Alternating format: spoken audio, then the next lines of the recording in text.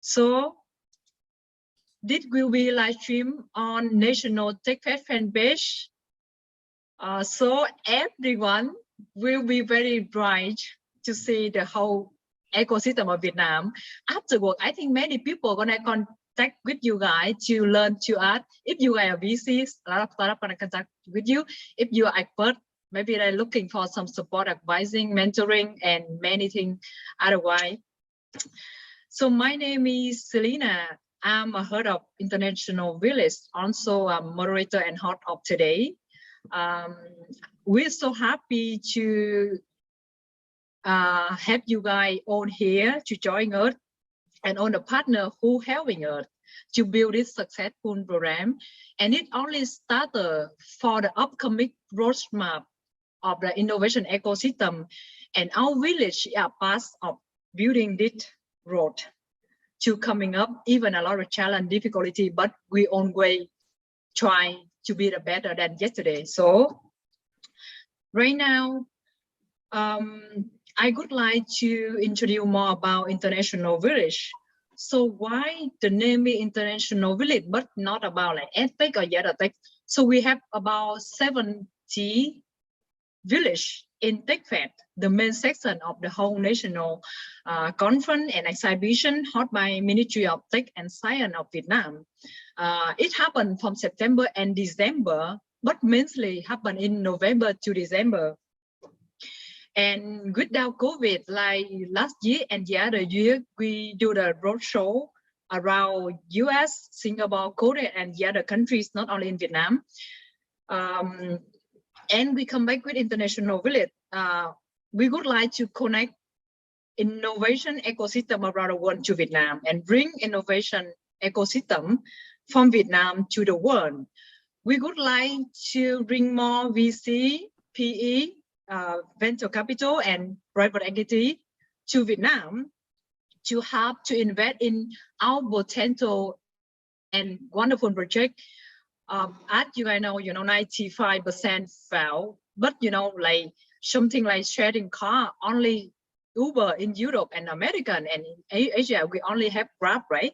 So we're expecting, some game, only some people on the top of the mountain. We cannot have 10 guys in the top of the mountain. So that happens. So we expect that.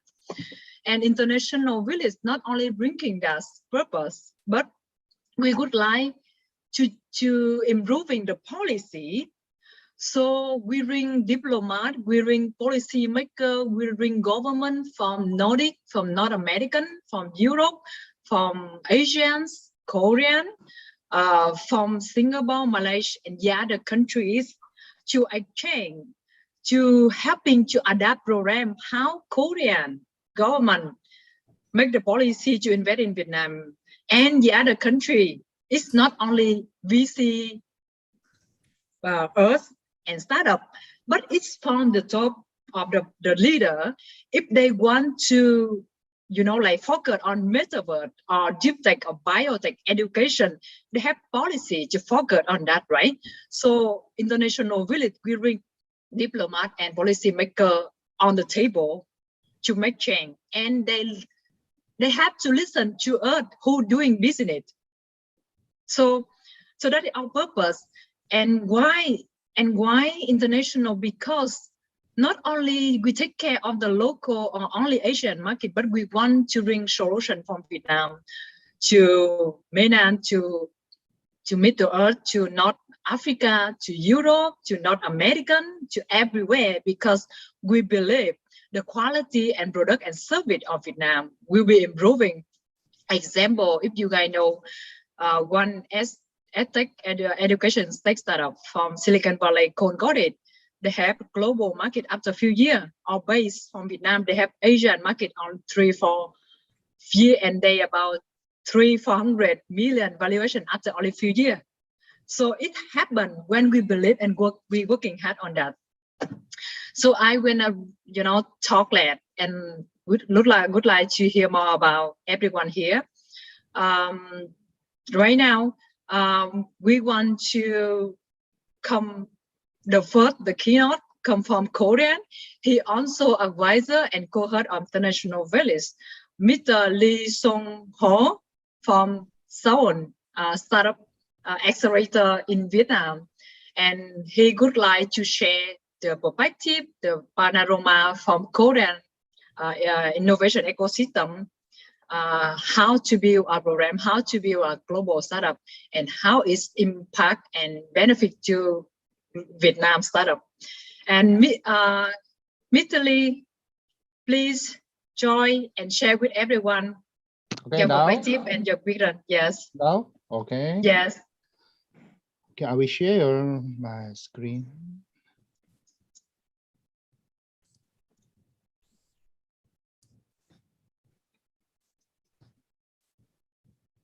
Okay. Can you put us full screen? Yes, please. Thanks.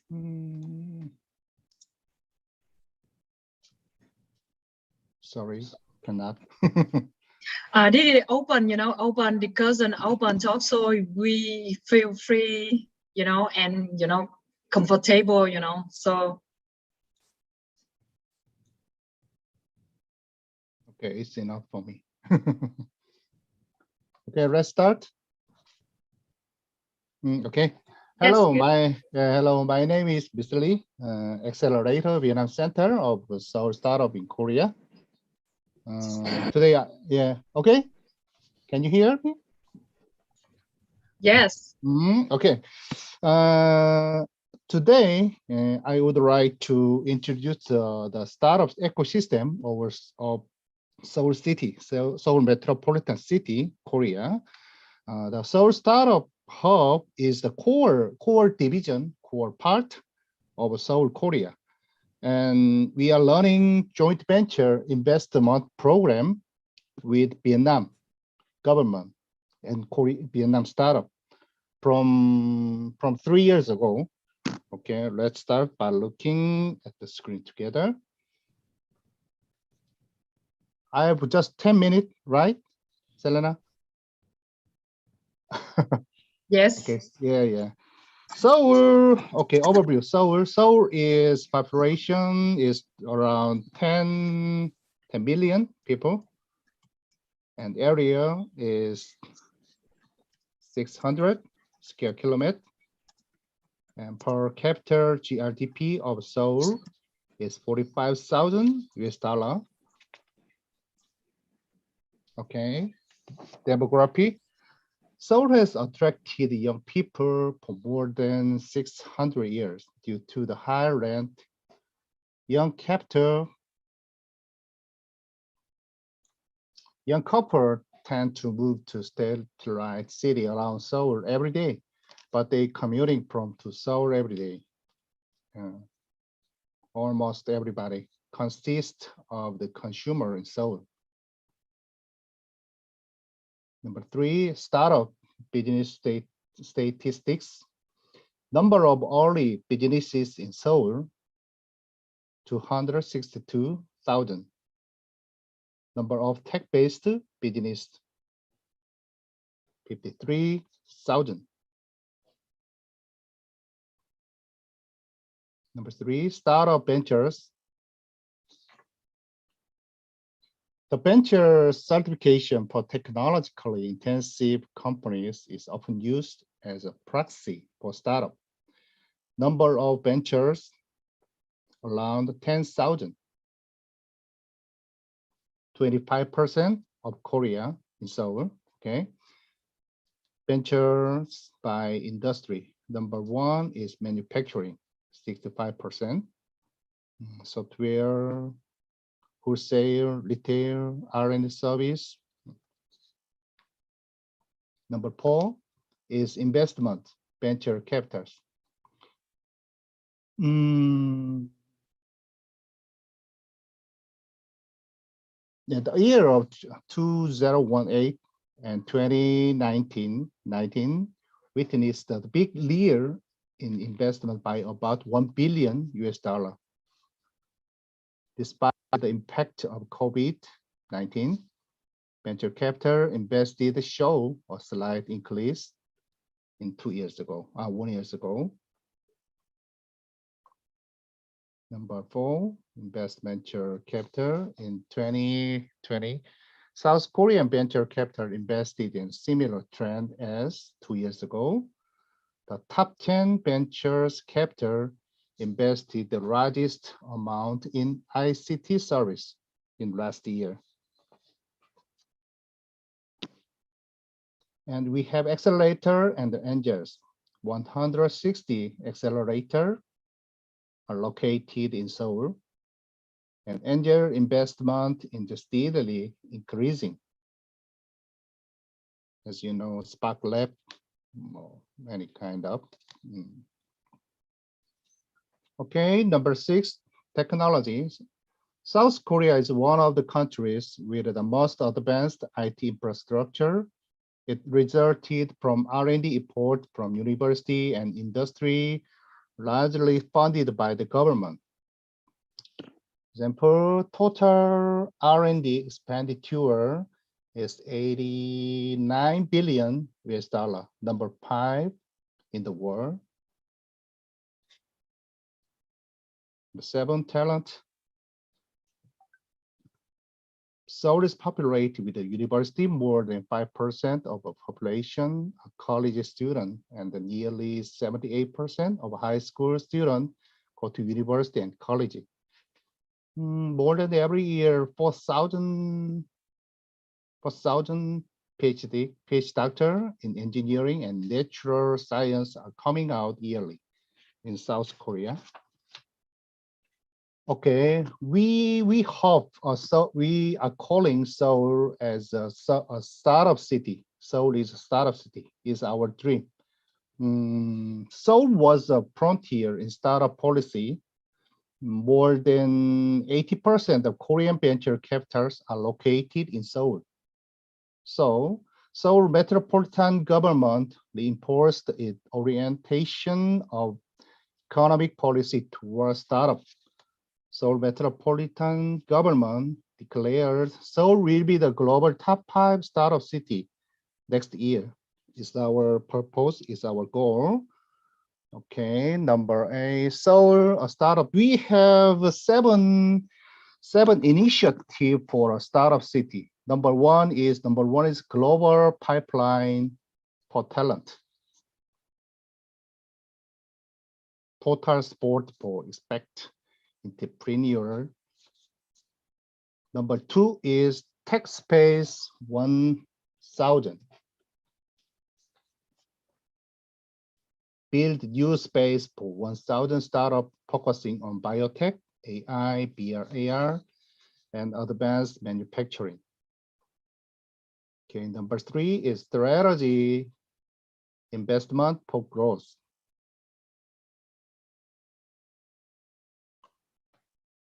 Number 4, private-led accelerating platform. So startup platform, public platform to connect the startup to investor and public agency domestically and internationally. Number 5, accelerated production 180. If someone want to make their new product, just need 6 months from an idea to mass production. Number 6, Seoul is test bed. 500 innovative product tested in Seoul 2 years later. Number 7 is global reach. Number 9, Seoul startup ecosystem. Seoul metropolitan government operated 46 startup support center in Seoul.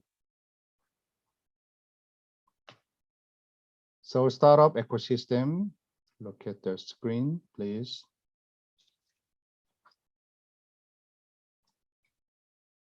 Okay, Seoul Future Growth Fund.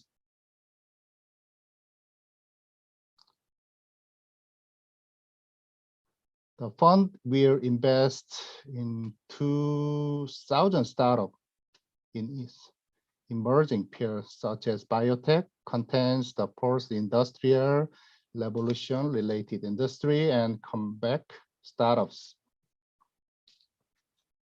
Okay, so startup ecosystem, global collaboration.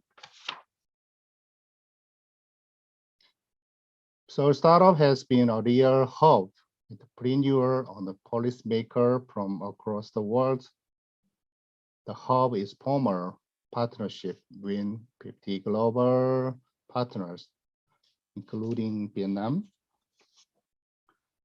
Okay, so startup has contract ROI with the Ministry of Science Technology Vietnam 3 years ago for cooperation and joint venture with Korean and Vietnam startup. And we have invitation program every year to Seoul, try everything. Next spring, we want to that, April, more than 25%. We are looking forward to find good Vietnam startup and to make global startup. Okay, thank you for your listening. I'm very happy to speak today. We hope that good cooperation with the Seoul, Korea, and Vietnam about startup ecosystem. Okay, thank you. Thank you so much, Mr. Lee. Yeah, thank you. Amazing number. I think after this, many people are gonna ask, you know, like Korean, they set up 20-year plan 20 years ago. They plan to grow in biotech, and now you can see the number of unicorns of from Korean, and not only they are Koreans, right? But they bringing the other two Korean to build biotech, especially they come to Vietnam. Biotech. Yeah. And you know, like in terms of biotech, there are drug and there are cosmetic, you know. So you want to grow your hair or your skin, you eat it, you drink it. It's not functional cosmetic. Yeah, it's amazing. So I think Korean did one step to learn how to build, how to be patient, you know. Make a target 10 years, 20 years, not 1 year to looking for quick money.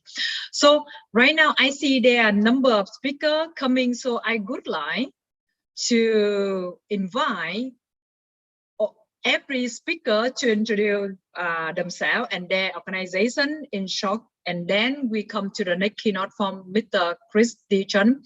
So please invite Mr. Steve Becerra to introduce himself, and then the next will Mr. Nam Vũ from the monitor next. Thank you. Okay. Okay. First off, thank you for having me. I'm pleased to be here. And so my name is Steve Becerra. I am the CTO of Decentral Games. We develop metaverse games playable with cryptocurrency. We currently have various games and casinos deployed to Decentraland, one of the largest metaverses in the world. And we're currently one of the only companies in the world that offers play to earn games, which allow people throughout the world to generate income by simply coming to our casinos and our virtual worlds and playing our games for free. And yeah, so that's basically who we are and what we do. Wonderful. So I think later I'm gonna have many questions for you, Mr. Steve. And now we invite Mr. Nam Vũ, CEO and founder of T Monitor, to share about himself and his organization. Thank you. Yeah, hi guys. Hi guys, thanks for having me today. I am Nam, founder and CEO of T Monitor, an air quality monitoring system, a social impact AI IoT startup. And our T Monitor system includes open hardware and software to collect, monitor, and analyze the air quality, turning invisible into visible. And based on the AI data analytics, T Monitor provides appropriate emergency response just in time when any incident or crisis happen. And this is a recap of our startup. Thank you. Thank you, Mr. Nam Vũ. So, Jimmy, Jimmy, you're in Hanoi. So please share more about yourself. Thank you. Hello. Fantastic, Selena. So hello, everyone. My name is Jimmy Chan, and I am the CEO and co-founder of Ollie Sport. So at face value, Ollie Sport is an NFT horse racing race to earn esport metaverse. But really, I like to compare this definition with an analogy of it being the tip of the iceberg versus the iceberg itself, right? And within our metaverse, what's below the water is something that is much more interesting to discuss. And truly, the deeper value that we have comes in two folds. The first, number one, is that we are creating an in-game crypto economy set to revolutionize, as well as to replace corrupt government-regulated economies, traditional banking, and also to unify our financial sector. And really, the purpose of this is that we want to create a scenario in a metaverse that enables everyone in any income class to participate in wealth creation. We very much want to democratize that potential. And the second value, the second deeper value here is that we are launching as the first metaverse to connect virtual land with real land. Again, so we're launching as the first metaverse to back virtual real estate you can buy in game with real land in real life. So really, by playing our game, our investors and our players can benefit from the increased value of global real estate as a limited resource. And at the same time, they can get in to these type of investments at a fraction of the price of buying real land. So that's our company in a nutshell. Thank you, Selena.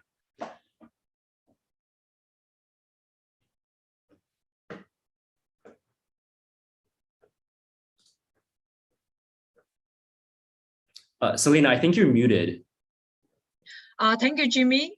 So DigiTech trend is gonna be very big now. They estimate about 200 billion more next few years. So many runners gonna chasing this, right? So we introduce the next speaker to sharing a little bit themselves before we coming to the next keynote. Mr. Someone from UK, Philippos.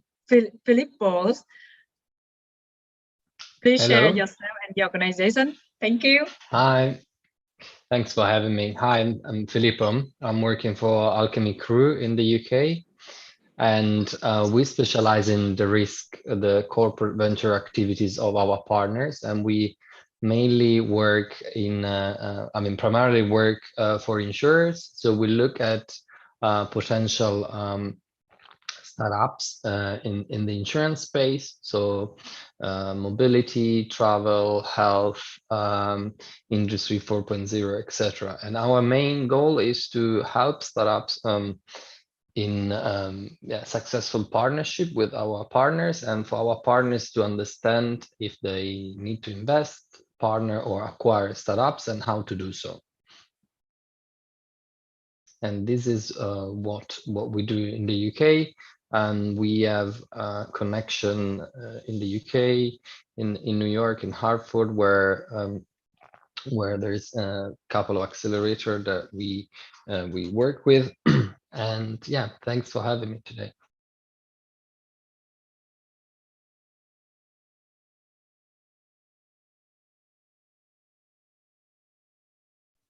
I think you're on mute, Selena. Thank you, Filippo. Chris, are you there? Yes, I'm here.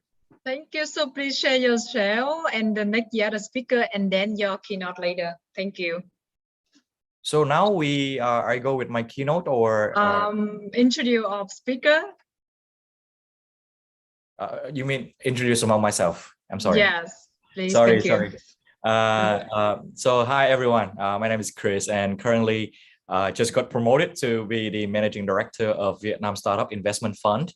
But before the fund, I have been in the space of blockchain and crypto for about 6 years, doing a lot of project and currently advising a number of GameFi and DeFi project. And then on the side, I'm currently working for Galaxy One, which is belong to Sovico Group, which is one of the biggest group here in Vietnam, who owns Vietjet.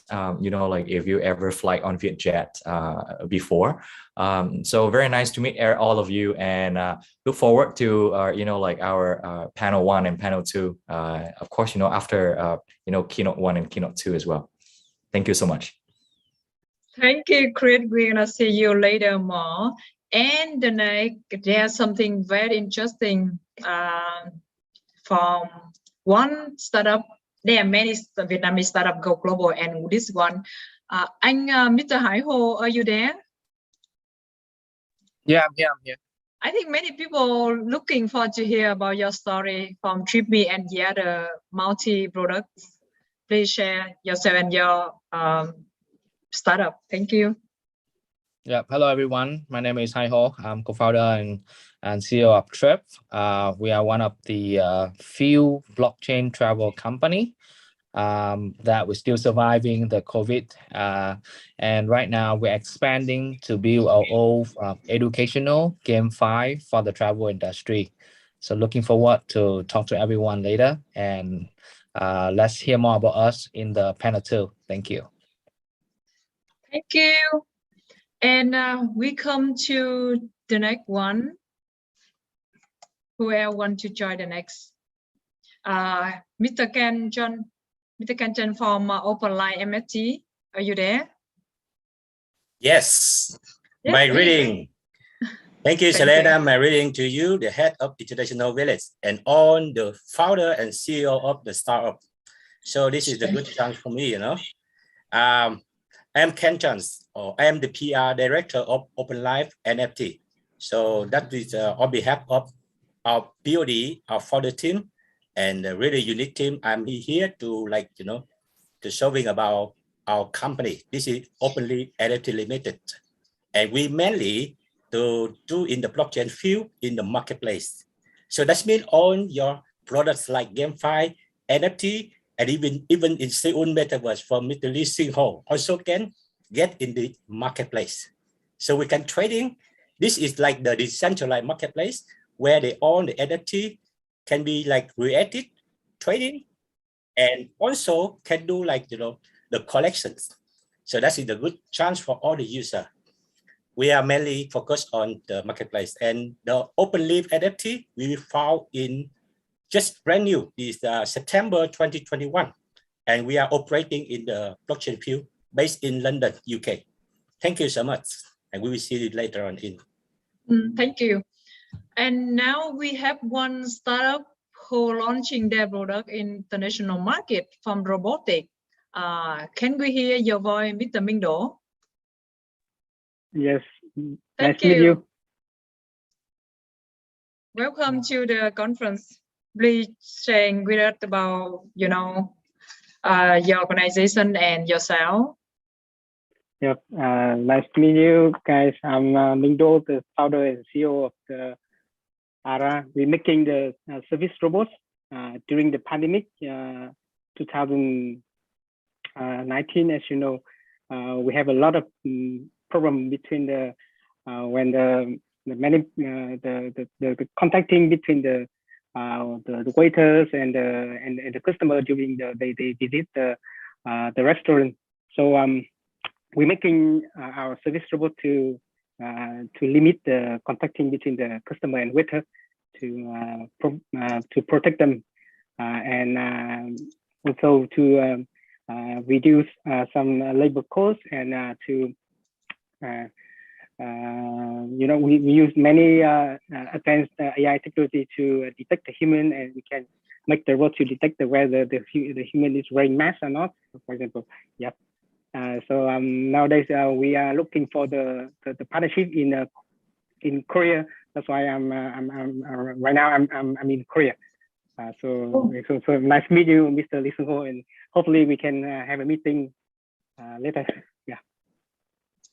Thank you, Mr. Minh Do. This is wonderful. So, Mr. Lee, you're gonna meet him soon, right?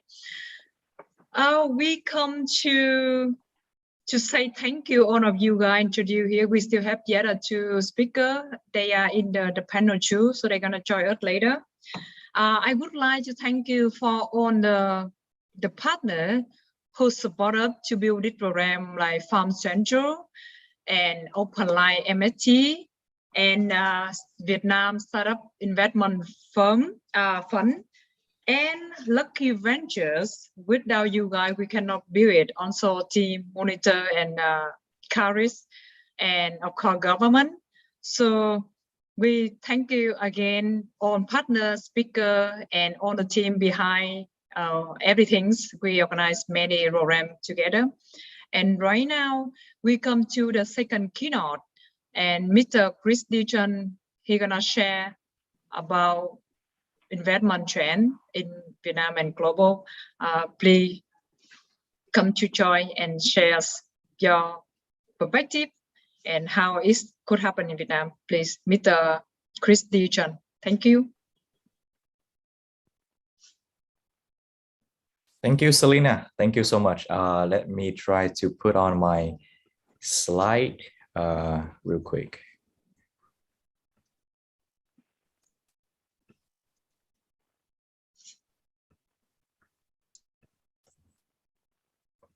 All right. Everyone can see my slide nicely? All right. So what a time to be, right? In Vietnam or globally. I think a lot of the country are facing many challenges from the COVID pandemic itself. And, you know, from my understanding, working on, digital product as well as technology, the COVID pandemic actually opened up a lot of interesting, trends that, if you observe and if you looking at it, you probably can predict some of the new playground for these investment firm as well as technology company. So for example, since last year, I think let me see a show of hands, how many of you actually have worked your entire year 2021 from home, away from the office. I think most of us have been going through that a lot. So with that, right, I absolutely can see that one of the trends to support this, new development, because we don't have choice, right? We have to stay home and we have to work. So a lot of the innovations and a lot of the software development around this space, for example, the share price of Zoom has jumped significantly since the beginning of COVID-19, right? Then all of these, online education tool also pick up very nicely as well, especially here in Vietnam, where I think for the first time, a lot of the kids actually can start learning stuff, away from school. And many of them actually the first time that they encounter and experience, from learning from devices and everything, which is a good thing, which is a good thing. So once you have a population that, can enjoy the new experience of how they can learn, it's opened up a lot of stuff in the future for our country as well.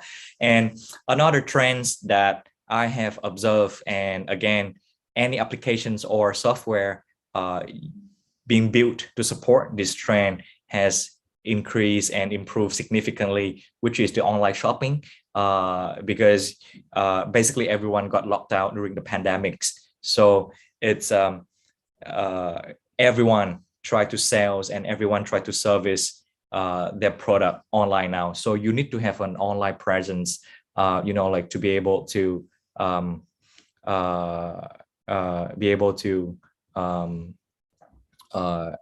interact with your community or your user base, for example. Then I think, from on the opposite side of the negative perspective of COVID-19, I think it's really speed up and increase the awareness of a lot of the companies and enterprise about the digital transformation, which normally it takes them years to realize that what they should do in the beginning, and it took them quite a long time to realize that as well.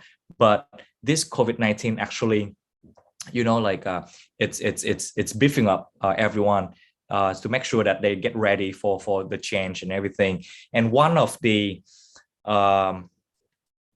trends that we have recognized very significantly and very viral, not only in Vietnam but all over the place, is the trend we call metaverse, and or more like it's virtual economies, digital economies.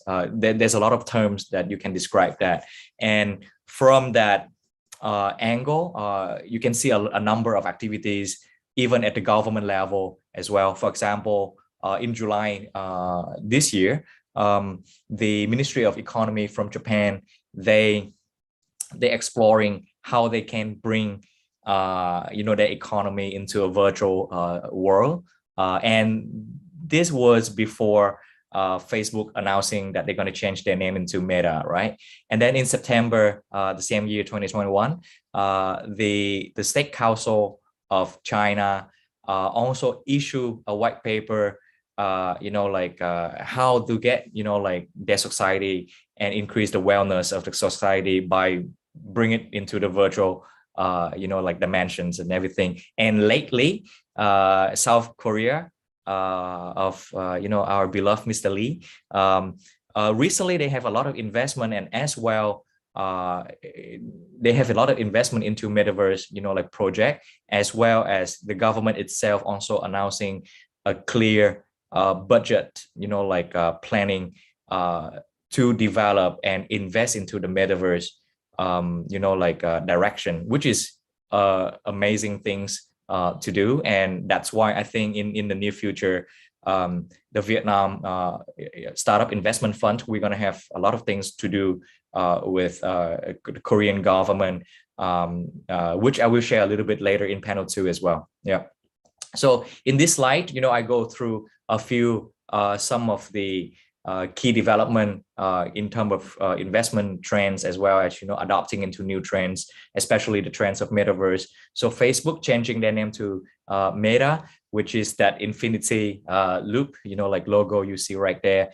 Microsoft also jumping into building the new metaverse economy. Baidu, one of the biggest tech firm in China, acquired a VR company, which basically helping your project to get on metaverse and connecting a user with their digital virtual version of themselves. And Roblox, which is one of the exchange leading company in Japan, they're also announcing that they're going into this direction as well.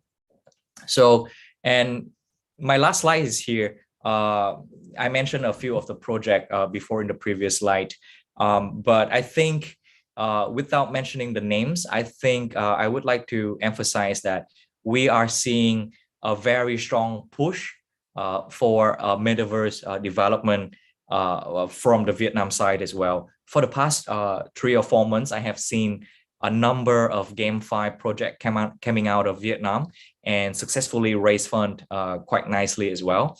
So for me, it's all about seeing them be able to deliver some of the product that they are promising to the market and the community at the moment. So for our international friends joining the conference today, do look out for Vietnam, and myself, on behalf of Vietnam Startup Investment Fund, we are looking out for opportunity to collaboration, as well as bringing project from Vietnam to the global market as well, especially these metaverse project as well. So I think with that, I'm passing it back to you, Selena. Thank you so much. Thank you for listening. Thank you.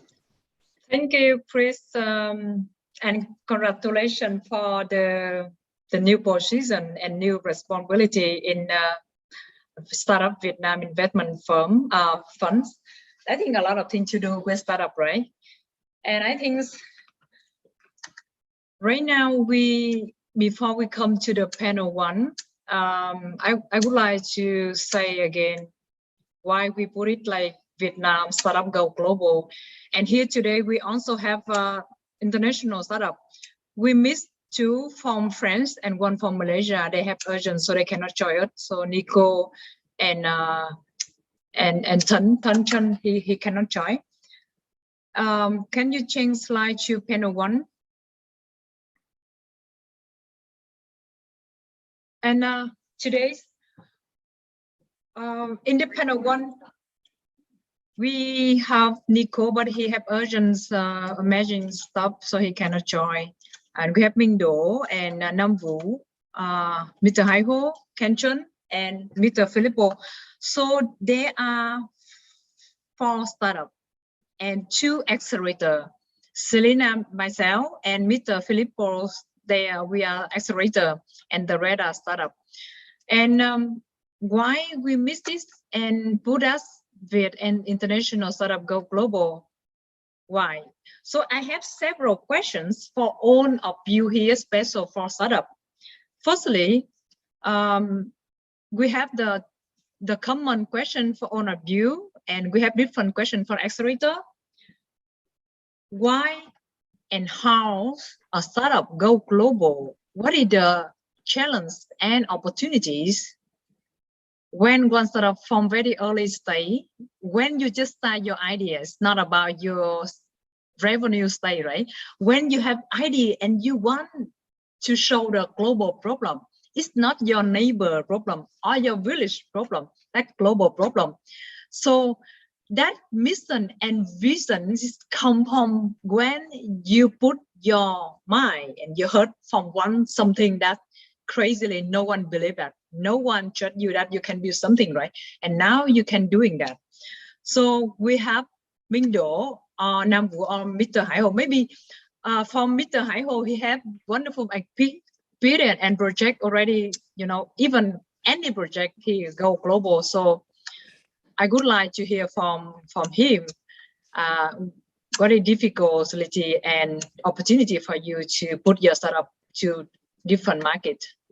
Thank you. Hello. Thank you for your questions. I think in the past, when we first started TRIF, 2014, going global is something not really common for Vietnamese startup. But there is one thing I have learned along the past is in the past, when a Vietnamese startup, they want to conquer the global market, then they expand to the global market. They almost have to rebuild their team because you have to have new staff who be able to speak English and understanding the culture and the people in the different country. It's different for a Singapore startup to expand to Malaysia, to Indonesia, and then the world, because their native language is English. But for a Vietnamese startup, if you start to build a team who start with speaking Vietnamese, it's harder to expand globally later. And that's why you can see in about like 2014, 2018, there's not many local startups from Vietnam that can go global. But now the game had completely changed because the number of people who can speak English very well, the number of international startups that coming to Vietnam and bringing international working standard coming to Vietnam. And also thanks to blockchains, it forced every startup, blockchain startup coming out from Vietnam has to build a global footprint from day one. So I think that when we talk about whether you go global or not going global, it's a question in the past. It's 2021. Everyone has to have a global plan from day one.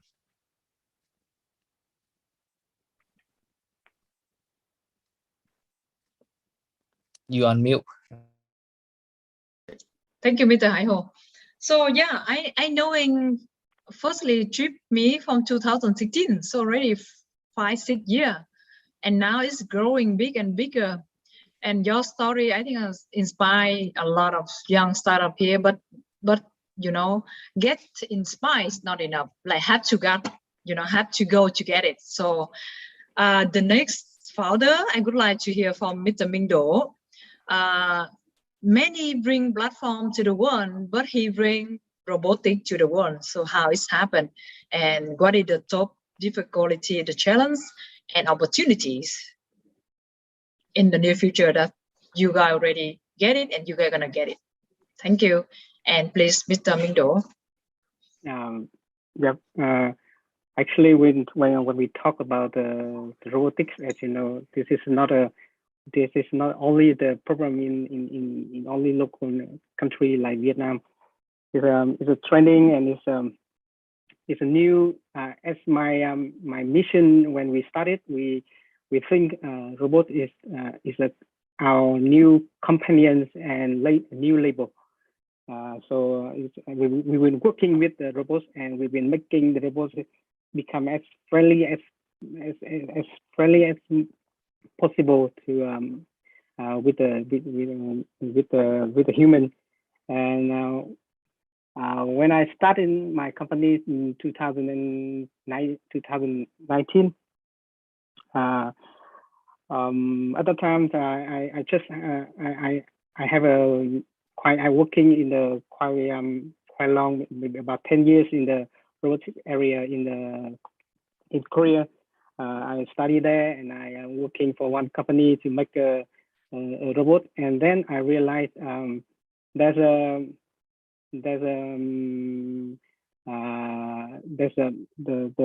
future of the label it have to be switched to the robots, because the many jobs I think it cannot do, or it's better to use the robots, for example, especially in the industries like a factory or warehouse, where we see is a lot of repeat work, or a lot of the work that I need a very strong power, for example, delivery, very heavy things. Then we think that the using the robot it has to be it has to be used the robot in the future. So when I started, we see in the Korea is very trending for robotics nowadays. So we came to Korea, and we were looking for the partners in here, but actually it is not easy in Korea, because of maybe my networking or speaking Korean also is not my strength point. So I think if we have this kind of event, then we can connect more and more stuff with the venture. Then we can we will have more opportunity to grow my my company. Thank you.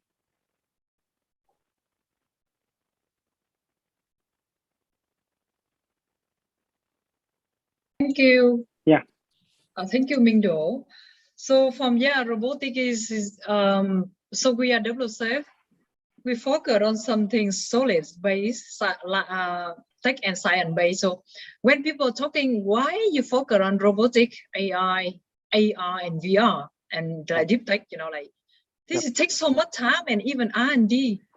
But that we are doing because something like, what are you expecting when the daily need, food, transportations, healthcare, education, that stuff that we all need it.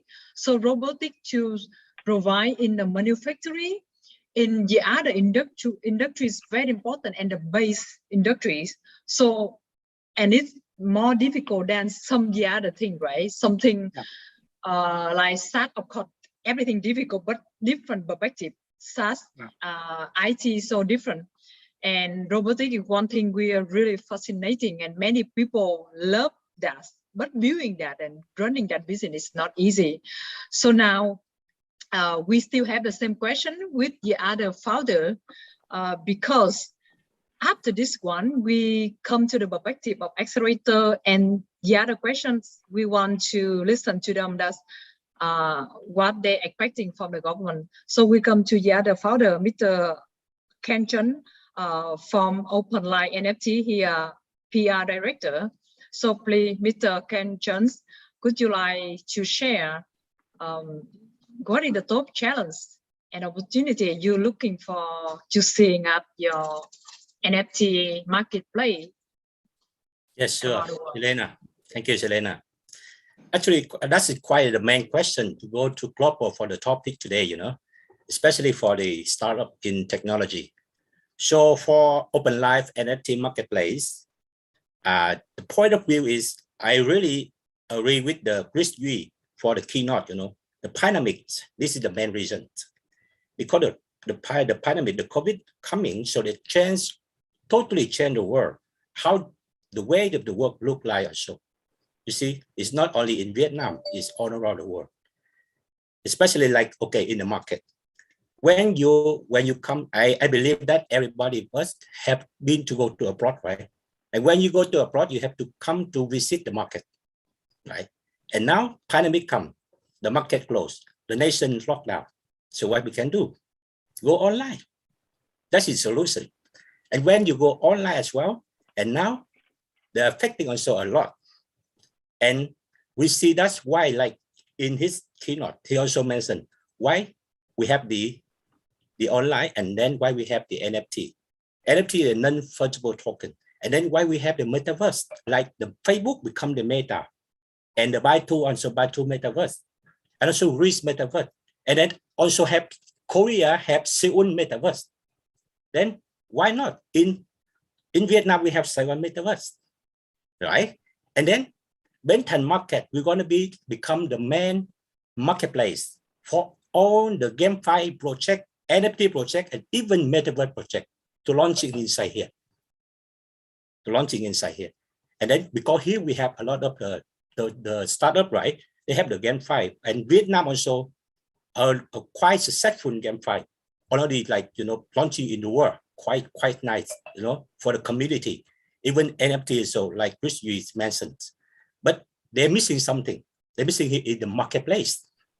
The main marketplace with the multi-chain, omni-chains can cross the chains together, you know, and they need something like in the go to global trades for launching, for IGO, for INO, initial game offering and initial NFT offering. So they need what? They need the marketplace. In here, we founding, like, you know, because NFT is just like the new startup, but the vision, our vision, we see like OpenSea. You see, OpenSea now is quite big now in the world. We are not like we back compare like this. It's not like really fair, but OpenLeaf, we are seeing in Vietnam, in particular, and in Asia in general, they need the marketplace. Then that's why the idea of marketplace is pressure from our founder, you know. And then we are decided that is the really potential, really potential, the role of the market. You know, we use technology like the core, we use blockchain like the tool, and the marketplace will be the major push into the streamline. According to, you know, we just want to become like the small distributor, the small distribution to the nation digital transformation. This is the word from our Prime Minister, and also from the Minister of the Information and Communication. You know, this is my idol. That's why we are focused on this. And then we want OpenLife gonna be OpenSea in Vietnam and also in Asia. And I hope to all the startup here, you know, GameFi, as well as the robot, as well as the NFT, you just focus on your product. Focus 100% on your product. The marketplace, get OpenLife, take care. Thank you. This is my point of view, you know. Thank you, Mr. Kenchon. Yeah, this is interesting. Like when we just for the conference, we talk about metaverse and NFT, but people already building a marketplace for just tech trend. That is amazing how entrepreneurship can change and following very quickly. And this is something that we have to learn, right? Especially us from Vietnam. I think the next one will be something different a little bit from environment based on the hardware and software and big data. So what about you, Mr. Nam Vũ from Team Monitor, the mission and the vision to go global in terms of showing the problem of environment, especially for the health of the people, young people and the people cannot affordable very good life or well-being. So please share your challenge and the perspective of team community when you want to bring your solution to the national markets. Okay, thank you, Selena. And I'd like to talk about environmental issues, not just in Vietnam, but over the world. So the quality of air, soil, water, and waste treatment affects our people daily life. The young and the old, the rich and the poor are living under the same condition. In country with rapid economic growth in Vietnam, environmental pollution is one of the most alarming problems. In particular, Vietnam ranks among the country that dumps the largest amount of plastic waste into the ocean. This will affect different generations in the long run. So what we can do now is to train ourselves to be more conscious. If each person could be more mindful in daily life, even simple action could bring about a significant change to the environment. And from my point of view, impact investing has grown across the global with investors keen to buy companies that will generate positive social and environmental impacts alongside financial return. In Vietnam, there are now a lot of impact startups like T-Monitor and scale up using technologies such as artificial intelligence, deep tech, big data, and blockchain to develop next generation solution to take on global problems such as climate change, health, and of course food insecurity. So I think for T-Monitor, we not only solve the air pollution problem of Vietnam, but it's the same group, the same problem for the global. And I think today there are a few factors that are hindering Vietnamese startups from becoming global businesses. And for example, I think there are three reasons. The first one is mindset. The mindset in Vietnam is usually not to start revolutionary ideas. It's more about looking overseas and just localizing it, and it's usually difficult to turn a copycat into $1 billion global business, as the market itself is too small in Vietnam.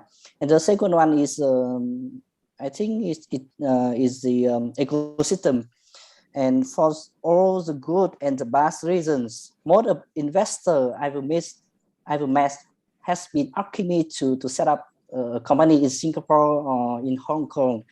So currently, the main reason is it's hard to get money from Vietnam due to some regulation in our country.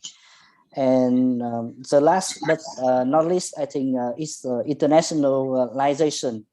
And expanding in another country means facing a set of challenges, for example, communication, culture, currencies, time zone, and that startup alone is rarely well prepared to take on.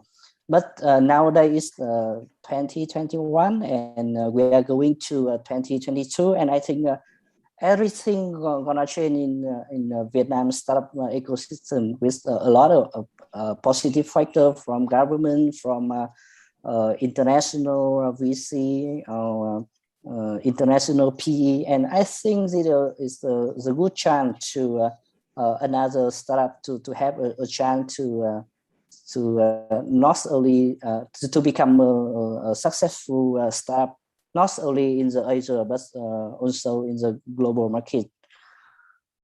Yeah, and it's some my thought about this one. Thank you, Mr. Nambu from T Monitor. So some people, they have a very good job, very high pay, and they completely come back to give back to community with environment project based on hardware and database. Big data is not easy. We are accelerator for sustainability, you know, you cannot get money from that, but that is your mission. So you cannot run away from that. So now, yeah, sure. I come back with thank you, with Mr. Filippo and myself, because we are the middle guy between VC and startup, right? We're accelerator. I have a question for you. From London, you based from London, special in Europe. There's something different, not smart, but different between the startup from Europe and startup from Asia.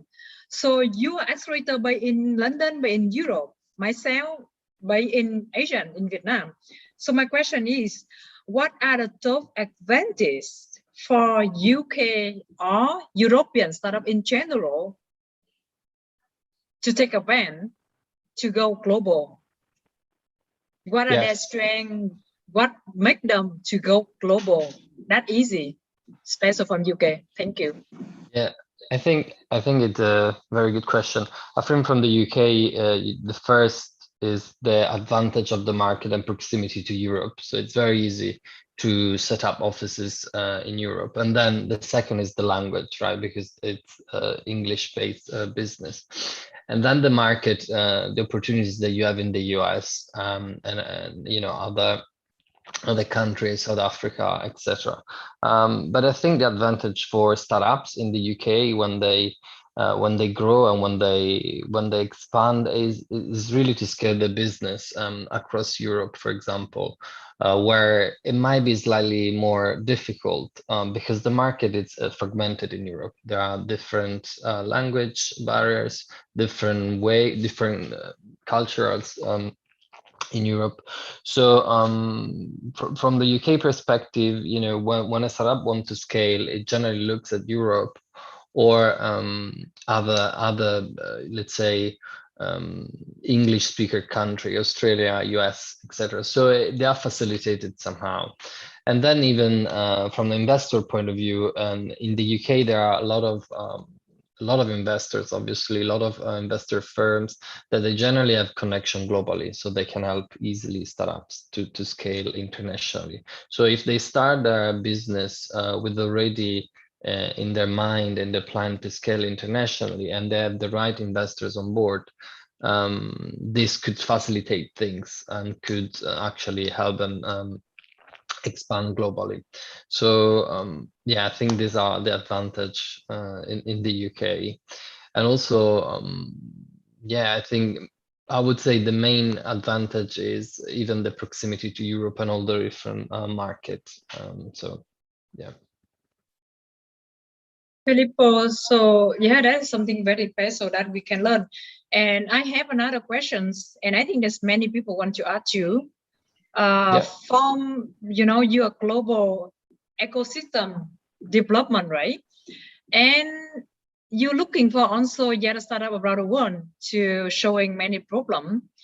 And I would like to ask from yourself, you're looking from global startup, it means a lot of from Asian, you expect them to join your program, and what are your expectations from Asians startup or from Vietnam in general to be able to join and to be able to grow in your market? It could be Asian market, it could be Europe or North American market, right? So Yeah. can you share more? And Yeah, that's something absolutely. you can learn, right? Yeah. I think absolutely. I think the key things when a startup want to scale or for example, access to another program internationally, is first to understand the customer of that specific country and for example, the different culture around sales. For example, in Europe, there are Southern European countries are different from the North European countries when it comes actually to sell your product and how you market it. So before actually applying to any accelerators or international programs, you really need to start trying to understand and figure out the cultural aspect, which is critical for a business, and that will give you actually a good understanding if actually your company and your culture can fit within that specific culture. And another thing is really to understand if your company is solving a real problem or not, if there's a market, if the fit product market actually exists or not, and how you can do that is literally doing your research, checking online, connecting with people, maybe in the local market, ask questions, and just to see and receive the first impression from the local market. And other things that generally I'm looking or others are looking is obviously the understanding of the market and the constraint that it comes, regulation. For example, I work with Alchemy and we work a lot in insurance. And obviously, it's a very highly regulated space. So if you want, for example, to work in the insurance space or banking, you definitely need to understand a bit the constraint or the opportunities that come within that space. So I think it's crucial for startups when to want to scale, to understand the market, do their homework, and really trying to spot where the opportunities are and go after them. Hope that answer your question, Selena. Yeah, that is something also very new to me as well, and because even we building global program, but we cannot understand all the market, right? We cannot understand all Europe. Europe is too many, like specific UK, right? Germany is one country to understand the market also takes so much time and a lot of hard work on that. But global markets, it means you work night, around the clock to understand more, and you have to improve it. You have to change it. You have to learn from the mistake, right? Yeah, absolutely. So from myself, last 7 years, I joined innovation ecosystem to learn how people, entrepreneurship, learn. They make new product, make new service, and why they're doing that, and how VC invest on this but not that. And we have to read thousand report, and I have to travel, but we have only 24 hours a day. So we have to find different ways to learn faster, quicker, and we have to use the product. Especially when I go to US, I have to go to the supermarket, to try the organic stuff, to understand agriculture. So you have to live with it. It's not only reading the market research. You have to live with that. You have to live inside of that if you want to build something. And even absolutely, you need to listen your customer for sure. Yeah, you have to live with them. You have to marry them. That's if you want to build something really strong. So I come to another question for the founder, for the startup. What are you expect? What do you expect from local government, especially if you're in Vietnam? What do you expect from them to help you, to connect you with the other partner that can benefit to your business, can make your business grow, and can have many other way, So because we are from government, connect with government to organize this, so we want to learn, to hear your voice, not only talking, but we want to hear. That's what are you expect? Or do you expect something from government to connect? Maybe it's not money, maybe they cannot have on about cash, but connect from the other government and the policy And the other thing, so please, so maybe Nam Vũ, you want to share something, like why government have to doing that and this, to have more entrepreneur. Thank you.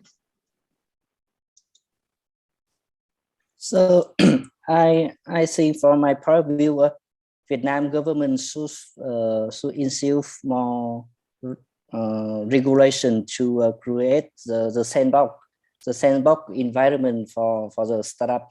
So where the innovation start with the new technology, and we cannot run our business with the same old regulation like 10 or 20 years ago. So I think regulator sandbox is the first one in my mind. I hope that the government should have more progress onto this, so we can deploy, we can use our latest technologies without the barrier from the government. Yeah.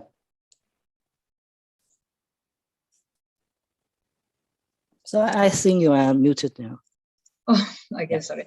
So I think, yeah, from your industries and your experience, that's something you expect from government, and if we live stream on a government base, I think they're gonna learn, and we're gonna do some report, so at least they have to listen first, and then they're gonna change step by step, right?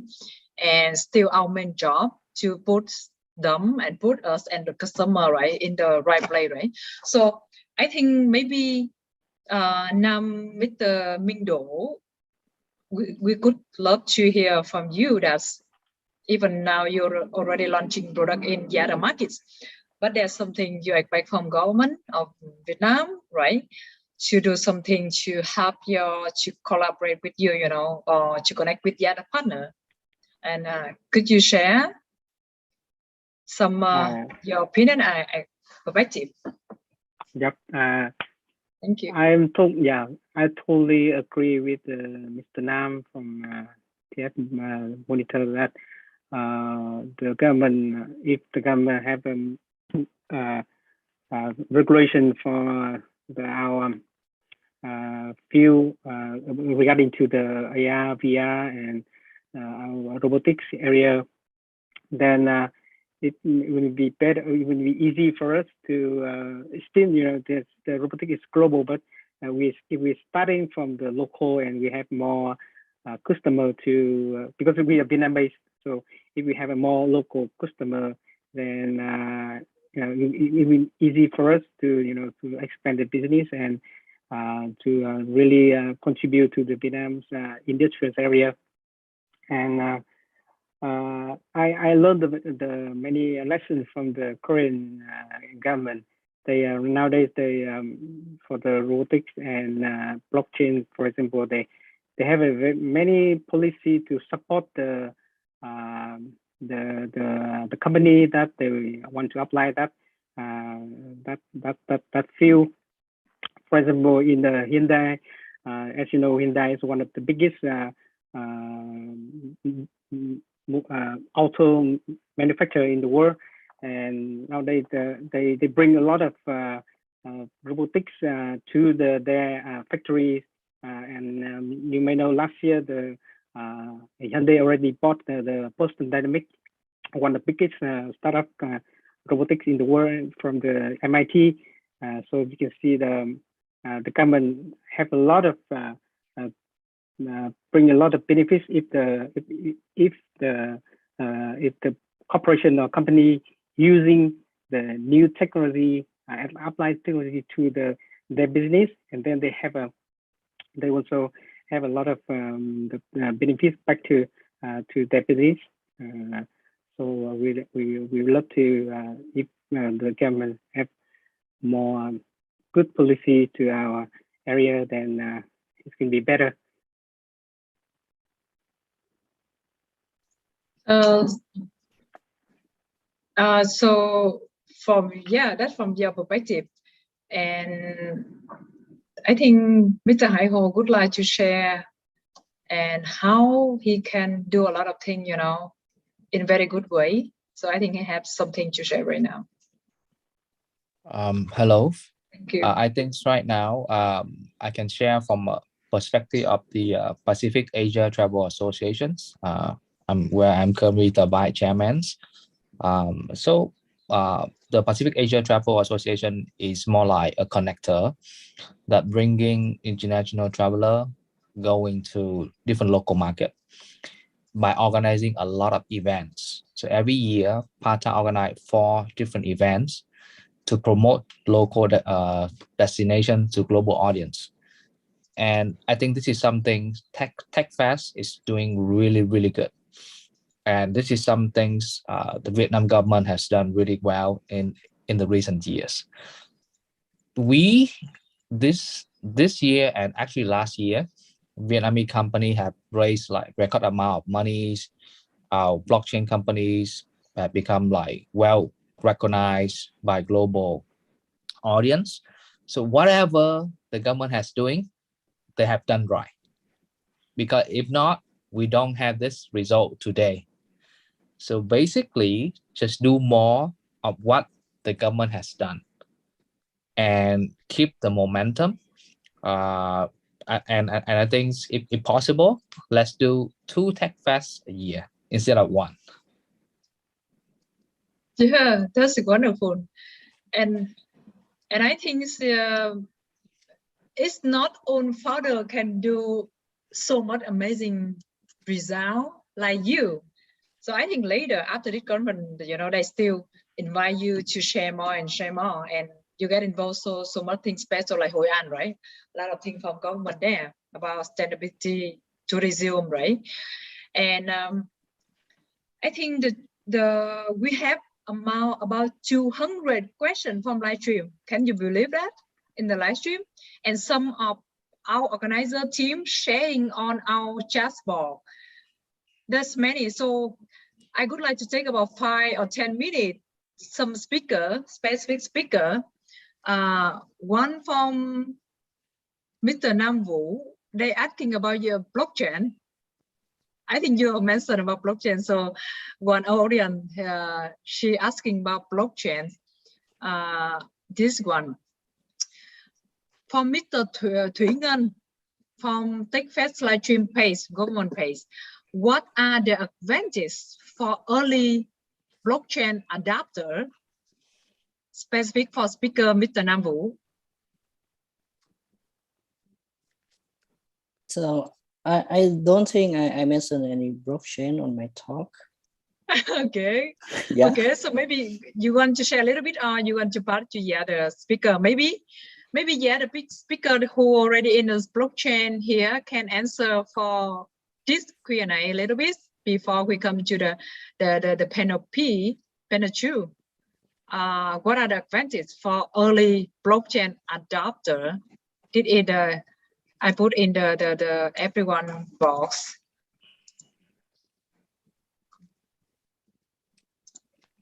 So this is from Mr. Thủy Ngân. From live stream, we have more than 200 questions now, because maybe the blockchain and the other tech, you know, fascinating. So people ask a lot. So who can ask this, please? Feel free to answer. I can do it quick. Please, thank you. Just imagine yourself in the United States in the early 1800s, where the gold rush happenings.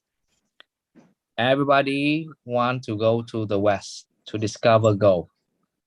Exactly what happening.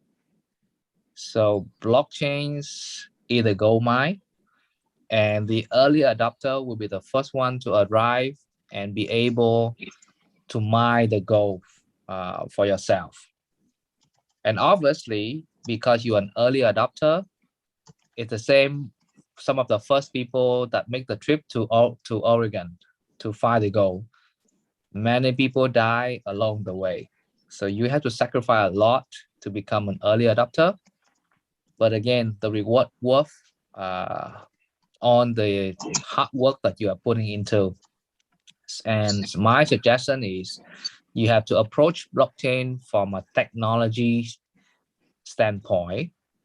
There is a great movie on banking on Bitcoin. It's available on YouTube for free. Start with the foundations of the blockchain technology, and that is a beautiful movie for you to start with. From there, just keep digging on the technology side of blockchains. Then you will find a lot of reward just by watching all of this documented, like official documentations. Thank you, Mr. Hai Ho. Quite very simple and easy to understand. How about early blockchain adopter to learn from this? So we have more than 200 questions now. So I come to the second questions. We're gonna just feel some very interesting one. So the question come direct to Mr. Filippo. I sent you the inbox. Can Vietnam? Did you receive the question? Yes. I mean, thank you. So there are many questions. I think yes. Not only Vietnam, every country. I mean, technology is not just limited geographically. It's more about the entrepreneurship and how entrepreneurs and how companies can grow and build products sustainable for the future using the right technology. So I think the key always is to find the right problem and then find the right way to solve the problem with technology. So absolutely, yes, Vietnam can catch up for sure, like Vietnam, other countries. So this is my view. Thank you, Filippo. I think she very satisfied about your answer, and she's gonna find out more. We have many, but time limited, so we gonna jump to the panel 2. And I think in terms of blockchain metaverse, there are more than right now we have more than 300 questions. I don't know where there's so many questions, and I think also very difficult to answer all of them, right? So after work, maybe we're gonna send a contact in someone assistant so they can learn from them. So Chris, are you there? Are you ready for the Yep, I'm here. for the panel 2? So this is your job now. I can get a few minutes, right? So welcome to my co-host, Mr. Chris Dichon, here, manager director of Vietnam Startup Investment Fund. He's gonna be a co-host and a moderator from the panel 2. And welcome. Thank you and enjoy. Thank you, Selena. And I think a lot of my international speaker have been waiting after listening to a quite interesting panel 1. So I would like to invite Jimmy, Steve, as well as Robbie to join panel 2. Finally, you guys are here. And on behalf of the organizer team, I just want to say thank you so much, because I think most of our fellow international speakers are coming from overseas, and it's I believe it's quite early in some of the space where they're calling. Jimmy is in Canada right now, so they woke up early for this. The technical team, can you check if someone is the voice is on? Selena, I think you can mute. Yep. All right. So Robbie, Steve, and Jimmy, finally the wait over. So Robbie, I think you joined after I present about myself. So my name is Chris.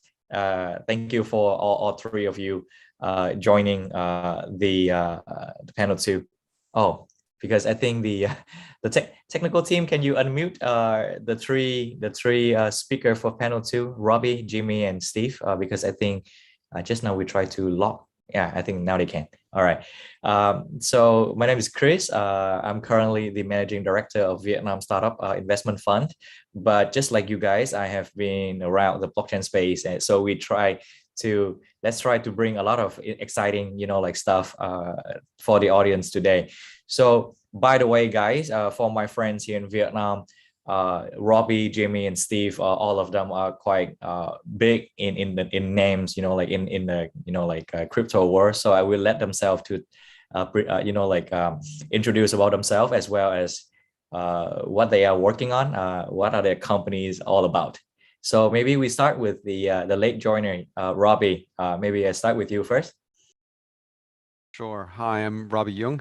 I am the CEO of Animoka Brands, and we are a Hong Kong headquartered global blockchain game developer. We're, I think, well known for some of our games like The Sandbox or Formula One Delta Time, Rev Racing, a wide variety of titles. And we are also a very active investor in the sector. So we make a lot of minority investments, strategic investments off our balance sheet.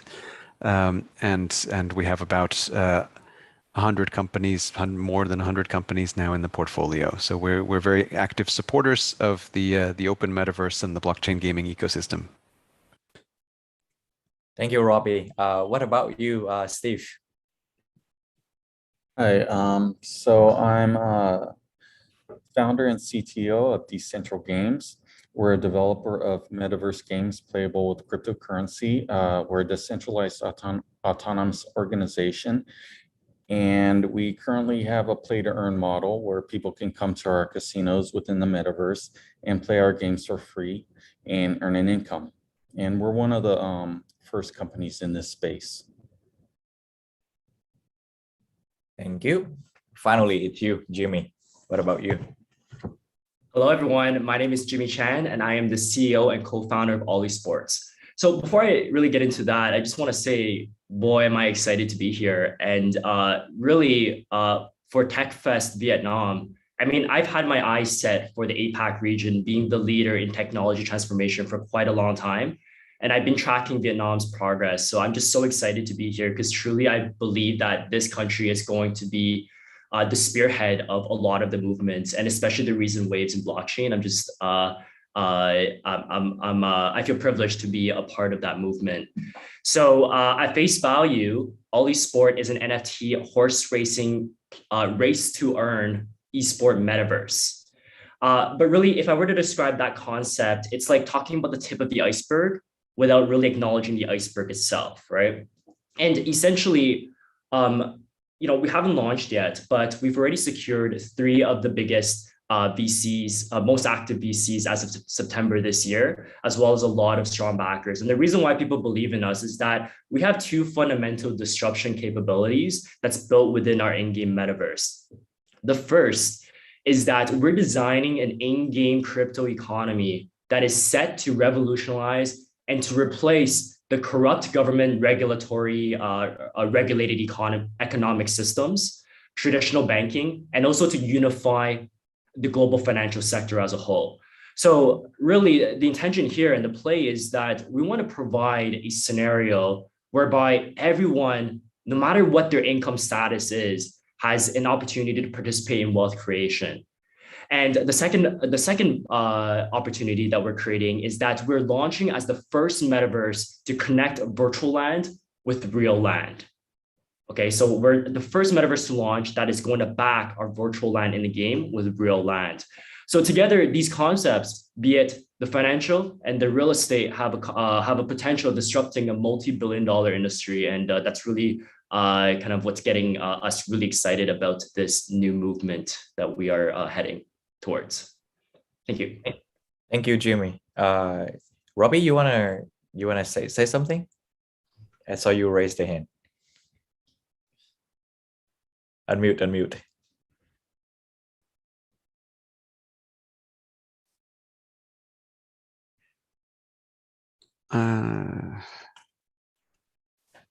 Got it. I think you unmute.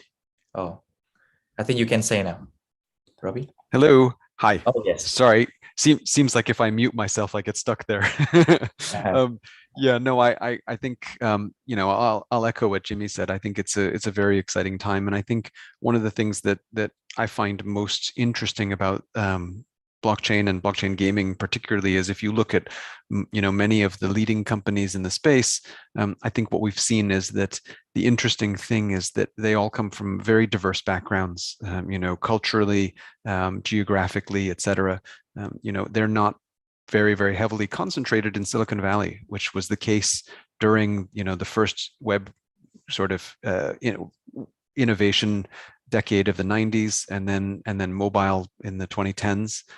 Now we see blockchain primarily happening as a global phenomenon. So, you know, obviously the most famous blockchain game in the world, I think, of this year particularly, of course, is Axie Infinity, which is, you know, a local product, right? And I think that that just goes to show the decentralized nature of blockchain, and also what the pandemic has forced upon many business models, because so many people are running decentralized teams now as well. You know, I've invested in dozens of companies where the people in you know, working together have never met physically before, and that's not a barrier at all to forming a great business these days.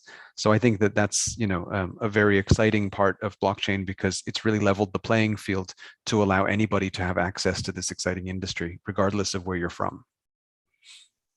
I think I completely agree with what Jimmy say, as well as, you know, like the cream on the top from Robbie as well. So, you know, like from the, you know, like from the perspective where you guys are very active in the market at the moment.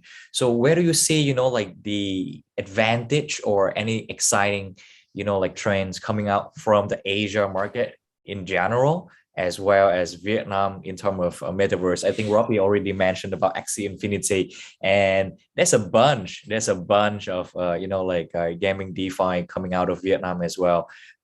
So where do you guys see Asia and then Vietnam as well in the next couple of 1 or 2 year on this space, metaverse, GameFi, DeFi? Maybe I start with Steve as well. He's waiting. Okay. I definitely see this market growing in the Asian market, especially with regards to the play to earn model that was pioneered by Axie Infinity. I see a huge market for the developing world in general, for people to come into these games and earn their income within these games. It's a really exciting industry. I think it's going to grow tremendously over the next 5 to 10 years. And I think this decentralized NFT-based token economy will pretty much overtake the gaming industry within the next 10 years or so. Okay. So, and then back to Robbie and Jimmy, what do you like the most from, you know, like, I think you have, I think Jimmy, I talked to you, and then I know that Vietnam is one of the key market for you, and then Robbie as well. So when you look at Vietnam, right, what jump out, you know, in your eyes, you know, what sort of, you know, like difference Vietnam compare with, you know, project coming from China, Russia, I would say, if you've been here long enough, around 6-7 years, those are some of the market I see top project coming out. Yeah. Maybe Robbie, you start. Sure. I think one thing that Asian developers, regardless of country, are good at is sort of fast following and innovating based on other people's business models. You know, when they see something like Axie Infinity coming out with something similar, but that makes incremental innovation on it very quickly, I think is an expertise that we have across Asia. And I see this coming out of Vietnam as well. One of the things that we've seen in the Axie community is the rise of the idea of guilds in gaming, and these have taken hold very strongly in the Philippines, particularly for the benefit of Axie Infinity.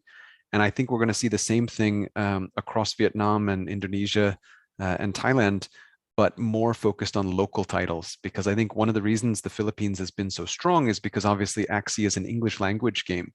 And so what I'm seeing now is more of the emergence of local content for these local Southeast Asian markets like Vietnam. And so I think we'll also see then the rise of local domestic language guilds as well to support those play to earn game economies. Absolutely agree with that, because currently we're working with number of regional more like, like hubs to actually to bring out, these games to reach out to the local community better. And one thing that on top of what you share, Robbie, one thing that I realized, especially in Asia, is that this is all of the country that we mentioned are such an emerging countries. All of them have very young population who pick up digital product very nicely and very quickly as well, much faster than any of the market that you can see. So if you are a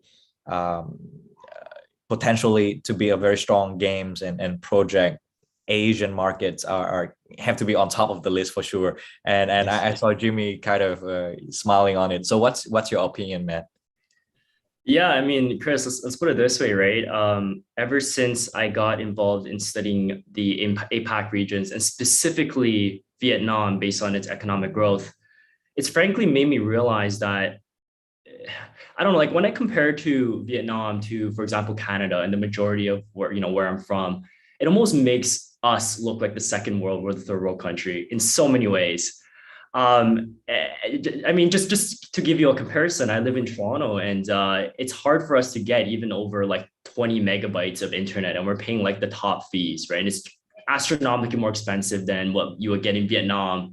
And having worked with partners here, we can easily see they're getting, like 300 megabytes per second and just fantastic bandwidth, great infrastructure. Things are governments moving their policies a lot faster than what we have in North America, right? So you have, for example, CZ, who is the founder of Binance, as we all know, who spent the earlier half of his life actually in Niagara, Canada, close to where I'm from. However, in the province itself of Ontario, right, that houses Toronto, Binance is actually banned. And in our product that is built on Binance, right, that Binance supports Ollie Sport, it's quite ridiculous being a Toronto company, a Toronto branded startup that can't even cater to Toronto investors. So really, in terms of my assessment, and to give you a quick background, so in the past, I've had experience working in 5 different continents, right? And the reason why in my earlier professional life is I really wanted to scope out where to really put my attention towards for future economic growth, right? So like I've worked in Canada, Spain, Israel, Chile, Guatemala, China, Vietnam, and really Vietnam has become my last stop, right?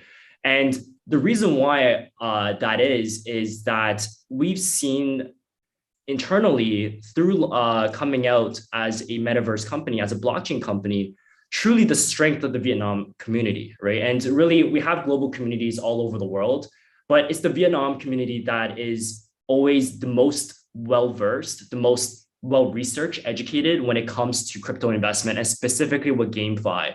So it is with, I guess, with an educated assumption that I would have to say that Vietnam is positioned to be the central hub of all things metaverse and all things GameFi moving forward, right? And if not the center, then most definitely a foremost player that is going to be that is going to take its seat in the coming years in this movement. So yeah, again, I'm just so excited to be here, guys. It's quite an honor. Yep. So Steve, what about you? Like from your experience, right, working as a CTO for the project, some of the challenge that like Vietnam young eco startup like a system, as well as like these emerging blockchain project are not, right? What are they should like look out for, and some of the potential challenge that they should get over, and like maybe look out for like external support, maybe from like international partner, stuff like that. You have any advice from your experience? I would definitely recommend staying informed on the industry. That's what really helped us at Decentral Games. We were right on top of the emerging trends with the metaverse, with the formation of DAOs, with the creation of the play to earn model. And we got in there early and we started developing fast, and we got our product out fast. So I would definitely recommend staying informed and being insightful on the emerging trends in the industry, and just being a first mover, moving quickly. And with regards to the second part of your question about any help, yeah, I would definitely say in this new global economy, it's very easy to reach out to people in other countries. other cultures, and find help wherever you can throughout the world. Our organization, we're spread out all over the world. We have people in like, I don't know, maybe 20 different countries, 30 different countries working for us. So it's definitely very global, very easy to expand globally nowadays. Thank you, Steve. Thank you, Steve. So going back a little bit on the, because I think a lot of the people are looking at blockchain industry as a whole, crypto as a whole, and GameFi and DeFi project now as one of the most attractive way and most effective way to raise fund for a lot of the good ideas out there, right? So Robbie, what do you think? And because I think Animoka Brands are one of the most respected, VCs names out there. So when you're looking at projects, right, how do you define and what, share with us a little bit on your flavor, right? I mean, like when you look at the project, what do you like and what stand out and what gonna win, your eyes and everything? I think like every investor will tell you, the team is very important. We like to see teams who are not just enthusiastic, hopefully they have some track record to demonstrate, that they're able to build and to get things done and to adapt and be flexible. I think those are important things when you're a founder. And also I think it's important that they really understand the products, because one of the challenges, particularly for traditional game companies who are moving to blockchain, is that it's a very new mindset. Designing games is completely different. Your relationship with customers is completely different. And so it very much requires a complete rethink of how you approach building those kind of products. And this is why I think we've seen a lot of reluctance from some traditional game studios to move to blockchain at this point in time, because they really don't understand it. The model is so different that it actually looks like it doesn't make sense to them, because they're used to doing things for so many years in one particular way. They're used to bringing all their users into one basket and trying to trap them there as long as possible to get as much money from them as they can. And blockchain is just completely the opposite. So I think it's that mindset that is most important, that people really get. It's not just about, oh, I'm going to take a game and then we'll put some NFTs into it. They have to really understand why blockchain and fundamentally think about what this means to bring these new users on to crypto. Because at the end of the day, it's not just about games, it's about DeFi, it's about all the other things that you can do with blockchain. And games are the gateway to being able to open up all those opportunities. I agree. For example, I think one of the project that currently I'm co-founding, it's called Farm Central, and it's sort of away from the GameFi, but basically they're looking out to build a metaverse where the traditional entertainment industry can interact better with, like their investor, their community, as well as their fans, like the way that Jim mentioned about his project, right? It's the intercross between like physical lands as well as digital lands as well. So Farm Central, they try to disrupt the traditional way how these entertainment project doing their fundraising interact with their fans, or even you can acquiring these digital merchandise from their like KOL or celebrities and stuff like that. Even from Vietnam, and I work in Southeast Asia a lot, I think it's amazing how fast we moved from 2 years ago and here. I wouldn't say thank you to COVID-19, but it's really sped up everything. Everyone just don't have time to spend out and at their drinking place. They spend more of the time on a laptop right now, and I think it just speed up everything. So Jimmy, back to you. GameFi is there, DeFi project is there. On your opinions, right? We zoom out a little bit. Does blockchain have a bigger role in some other industry as well? And from Canada, right? Do you observe there's interesting trends or beyond like GameFi and DeFi in Canada or North America? Yeah, really great question, Chris. And I think I want to answer that to first preface it to say that,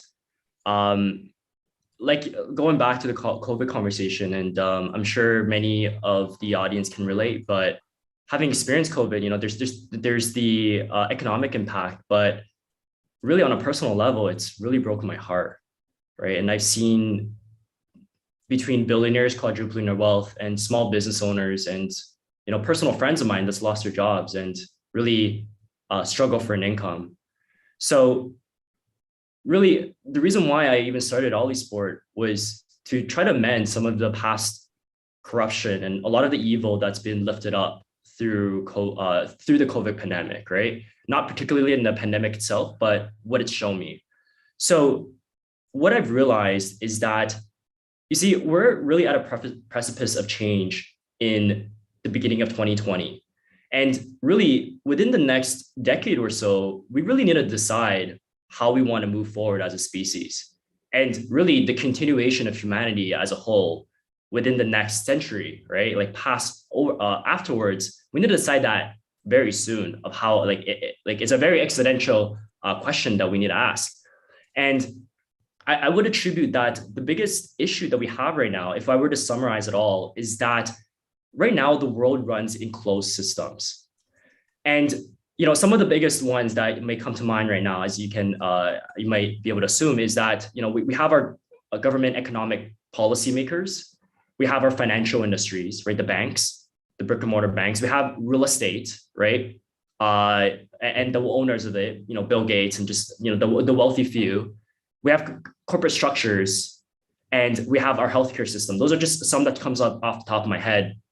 But essentially, the problem with all of these industries and why it's really contributed to this mass delusionment and this unveiling during COVID is that it promotes a couple of things that is really anti-humanity, right? It promotes censorship of data, right? So only a select few of people actually know everything that is happening. It promotes asymmetrical power imbalances, right? So we have these systems set up where power and money flows upwards in the org chart. And it takes from the many and it gives to the few. And obviously, given those structures, we have corruption, and we have an overall system that promotes silos, polarity, and conflict. And this is why you have the 99% versus the 1%, the executives versus the unions and employees, and the government versus the people. But really, where blockchain comes about is that it enables open systems. It turns and converts and transforms censorship into transparency, asymmetrical power into equal opportunities, corruption into accountability, and polarized conflicts into a collective global community. And really in our world today, as we enter into all of these laundry lists of existential threats, be it pandemics, climate change, you know, profit maximizing corruptions of all of these industries, we really need to get ourselves together and to organize ourselves as a unified collective. Otherwise, we're pretty much screwed. So to me, blockchain, and thank goodness I kind of discovered and fell in love with this concept, it's really the dream that I'm trying to create with OlliSport and everything that we do with Metaverse. We want to provide a unifying global context for the world so that we can really work together and solve these issues. And every one of you, you know, the co-founders in the audience and the audience yourself, you have a role to play in this transformative process, right? So we're all just very lucky to be a part of this. And we're one of the first, like we said with the gold mine example, we're the pioneers of this, right? We're the first people to be a part of it. And I'm just so grateful for that. Man, you should.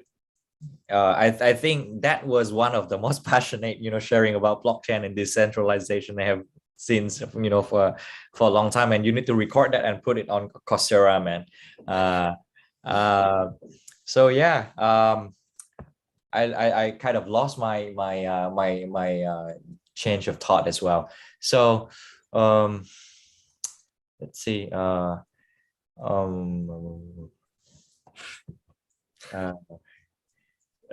Help me guys. What now? You know, Vietnam are trying. I think, yeah, go back. I think I tried to continue with that. I think Robbie mentioned a little bit on that, which is starting with blockchain, and you start seeing the power moving away from Silicon Valley quite significantly. And there's not a chance, like 7 years ago we were talking here that one of the project coming out of Vietnam leading like the entire new vertical like GameFi, and it's called Axie Infinity, right? And by the way, like I was there meeting like Axie's team in Singapore, I think 5 years back, and they start humble, man, together with those CryptoKitties project all the way back then.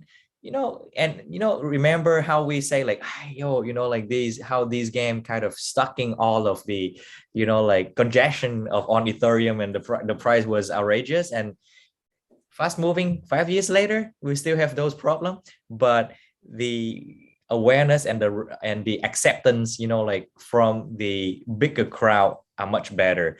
So I think Jimmy, you're right. I think we're moving much faster into the future, and I think we're only seeing the beginning of like all of this. So I think I move away a little bit from the investment point of view. So we have been quite on an uptrend, like for the entire crypto market.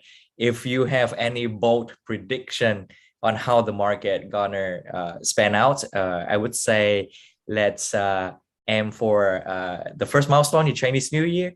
And I think 6 months from now, what is your prediction? And this is the question I have for all three of you. Steve, I saw you smiling. You go first. You go first, man. Play to earn, definitely. And especially within the metaverse. So this talk is particularly about the metaverse. So I think that's going to expand in general, but the play to earn model especially. Cool. Back to you, Robbie. What's Animoka busy now today besides GameFi? Sure. I think it's learning from play to earn, although I think now we're trying to call it play and earn, because we don't want people to just come for earning only. We want them to play also. But I think it extends to other things as well. It extends to categories like learning, for example. So why can't you learn and earn and be incentivized to learn things and educate yourself? So there are many other topics that we can have, that we can learn from the experiences of the successes of Axie Infinity and the play to earn model, and see how we can leverage this technology to incentivize people's behavior and to improve themselves. Sweet. Agree. Jimmy, what about you, man? Awesome. So I would say that in the short-term scheme of things, and I recognize that there's an uptrend as a general idea for blockchain, but I do think that in the past little while, obviously we've had a bit of hiccups with Bitcoin and just the entire kind of global market crash. So, I like to say, and I tell this to our community and our team specifically, that this is actually a blessing in disguise, because frankly put, being in the metaverse and the GameFi industry, there's a lot of gold, but going back to that analogy, but within just this bucket of coal, right? And what I mean by that is, because it's like the Wild Wild West right now, within the crypto game, there's a lot of fraud. There's a lot of scammers, rug pulls, a lot of opportunists that are really in it for the short term, and they're not passionate about the project. Now, when you have the market going down 20, 30%, these people now, they're a lot less motivated to do what they do. So I've heard stats saying that within our industry and within the area that we're in, that we have something like 7 out of 10 projects, 9 out of 10 projects pulling out.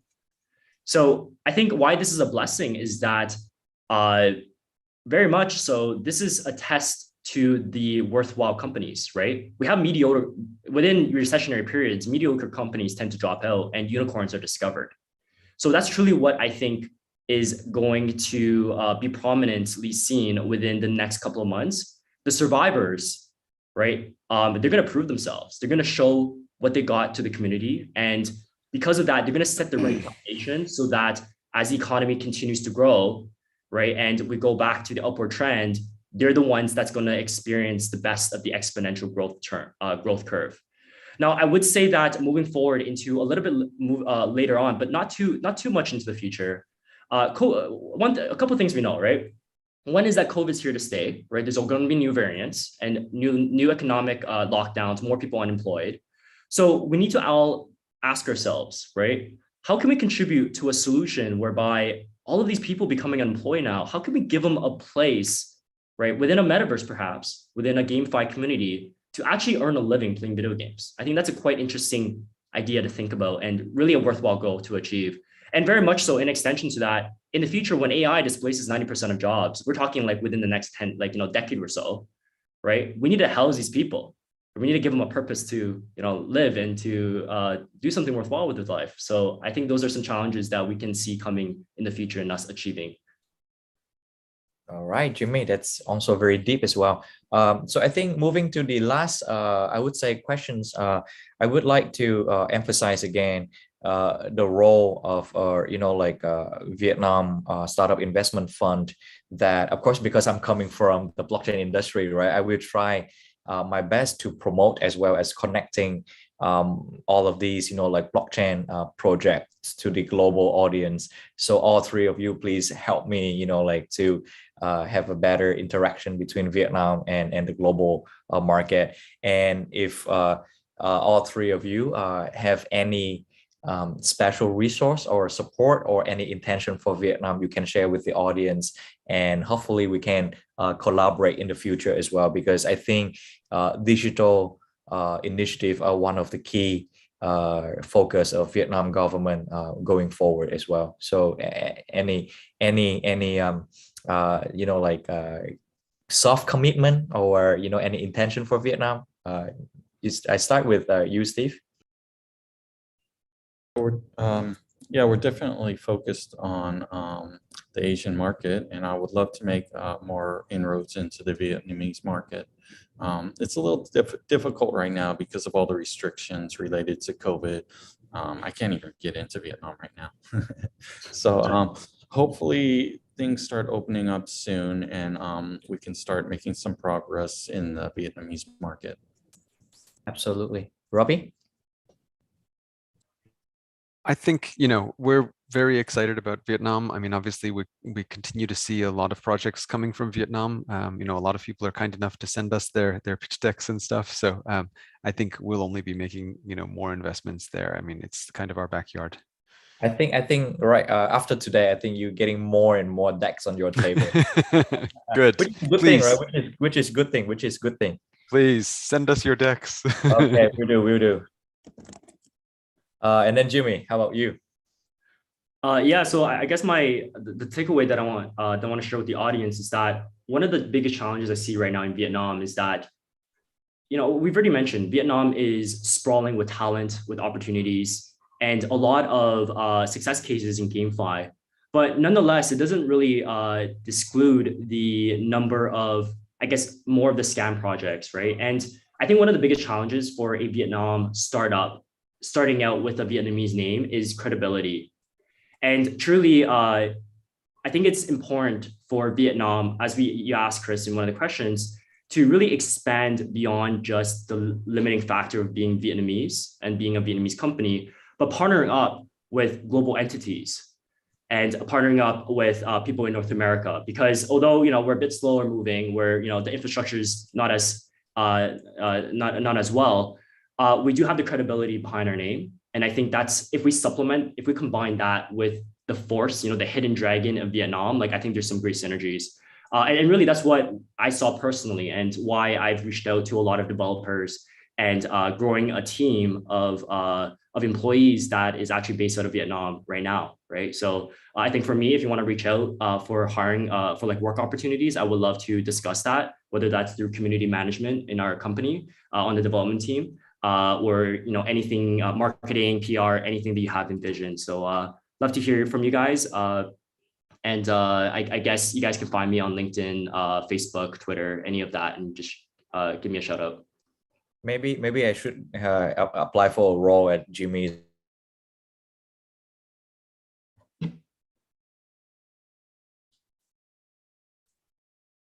Hello, I think we froze there. Yes. Back now. Is that Chris? No, I think Chris is still frozen. Oh, okay. Yeah, I thought it was me. So I think Chris in the window now. He go to Canada roughly. So yeah, let me still hit some time. Chris, can you hear me? Are you going to Canada now? Chris, you froze, man. Yeah, he wants to go to your place, Jimmy. So Canada is very freezing now. So let me take some time. Are you back? Chris, are you back? Chris, are you back? So does he ask more questions to you guys? He's gonna come back in a second. So okay. I think this is the most fascinating panel, I have been listening, I can't believe that even working in this many years and had to learn every day, but now my eyes bigger, open to learn and learn. Lena, I'm so sorry I got kicked out because of the connection, but I just have one last question for all three of them. And I think I still have a little bit of time. I'm sorry. Of course, yes, I just stole your time. What are the key, successful factor that you guys think about a metaverse project and looking out for those component? Because I think Vietnam people are crazy at talking about metaverse nowadays. So I think I go with Steve again. Metaverse. Key successful factor. Oh, staying on top of emerging trends. That's what really helped us in the beginning. We started out in Decentraland back in late 2018, early 2019, back when the land prices were really cheap. Mono was at like 4 cents, 3.5 cents or something like that. Now I think it's up to like $4. But so definitely getting in there early, staying on top of the current trends, finding out what's the next metaverse, what's the next thing, and getting in on it early. Got it. What about you, Jimmy? I actually just wanted to add on to Steve's point. I think it's brilliant. It's very important to see, the pace of this environment goes so fast. And, I'm connected with a number of academics in the blockchain hub in a local university in Toronto. And I mean, the amount of information that we know about GameFi, just the panel here greatly outpaces any PhD, simply because the information hasn't been out for, it's only been out for like 6 months. Or just in constant evolution. So I think just keeping a pulse on the market, and I would nuance the advice to say, obviously it's easy to say no, get in on the latest project and the hottest, but there's always that aversion risk whenever we invest because of these rug pull scenarios. And I know people personally that has suffered from that, and just truly, I'm sorry if you guys in the audience are one of those victims. So I would nuance it to say that it is fundamental for any product to look into, I would say 2 main factors. The first is the founding team. And this is like around like IDO and pre-launch, right? You want to look at the founding team, and not only do they tell a good story, but you want to look at their credentials, their credibility. Have they done something in adjacent industries? May not be blockchain, but adjacent, right? For example, because our project's related to real estate, my background's in virtual reality and real estate marketing, right, in Toronto. So look at that, look at credentials, look at what other people are saying about the founders, right? So again, I can only draw experience from myself and other people I know around me, but I have testimonials online, or a personal blog I've been keeping on for years, right? Beyond just this project. So look at what ties they've had prior to this specific thing, and that they're not just a pulled random guy out in the street just to represent and be the face of the project. And I think the last thing, the second thing to nuance it is that, words are cheap, right? People can always talk up the project, but it's all about delivery, right? So beyond what they promise, are they actually, on schedule with their roadmap, and are they actually delivering? And if you can see that trend happening along with the credibility of the team, I think it's a solid project that, the idea that probably comes last, because once you have a strong team and you have credible investors, backers who believe in them, and who's done all the due diligence for the project itself, the idea will fix itself, right? It's an innovative market. We're all pioneers here. We're all entrepreneurs. So I think that's the least of the concern. So it sounds like, like crypto or not, it's still pretty much on the team. I think I agree on that. Robbie, maybe the last part I leave it to you. The last one I would say is community, because I think for all the importance that we've seen of community and building games and social networks and things like that, it's even more important in blockchain games. And also the fact that you can, that you can own assets in games also serves as a way to bind community together and reinforce those bonds. But I think if you look at the successful projects, all of them have in common very, very strong communities. And the community comes first, because if you have a good community, you don't even have to have the business model right yet. You can figure it out if the community is there and they support you. And that's the important thing, because it's about having the community first and then being able to offer them a product or a service that they want. And so knowing that community is the key to figuring the product market fit out correctly. Awesome. Thank you, Robbie. And I think with that, I won't take more time from Selena. I'm going to pass it to her. Thank you again, guys, for staying up late and staying up early from your time zone. Thank you. And pass it back to TechFest host. Yep. Thank you, Chris. Thank you. Thank you, Chris, and all amazing speaker from panel 2 and of course panel 1 because I was there. So thank you so much. I think next time we're gonna book you guys and Chris for the other series of conference. A lot of people are gonna looking for you guys more. So right now in my hand, holding something that's gonna happen soon after this conference. So you guys know, like Metaverse Summit gonna happen soon in Korean, right? And tonight, right here in front of the desktop, not in front of the face of everyone, we're gonna sign MOU for building a program Metaverse Summit in January. We plan in January in Korean. So I would like to invite 6 of representative from Farm Central. Oh, I'm sorry, before in this, we would like to take a photo together before someone leaves, go somewhere. So please prepare the best place and we have photo together so my team can take the best pictures.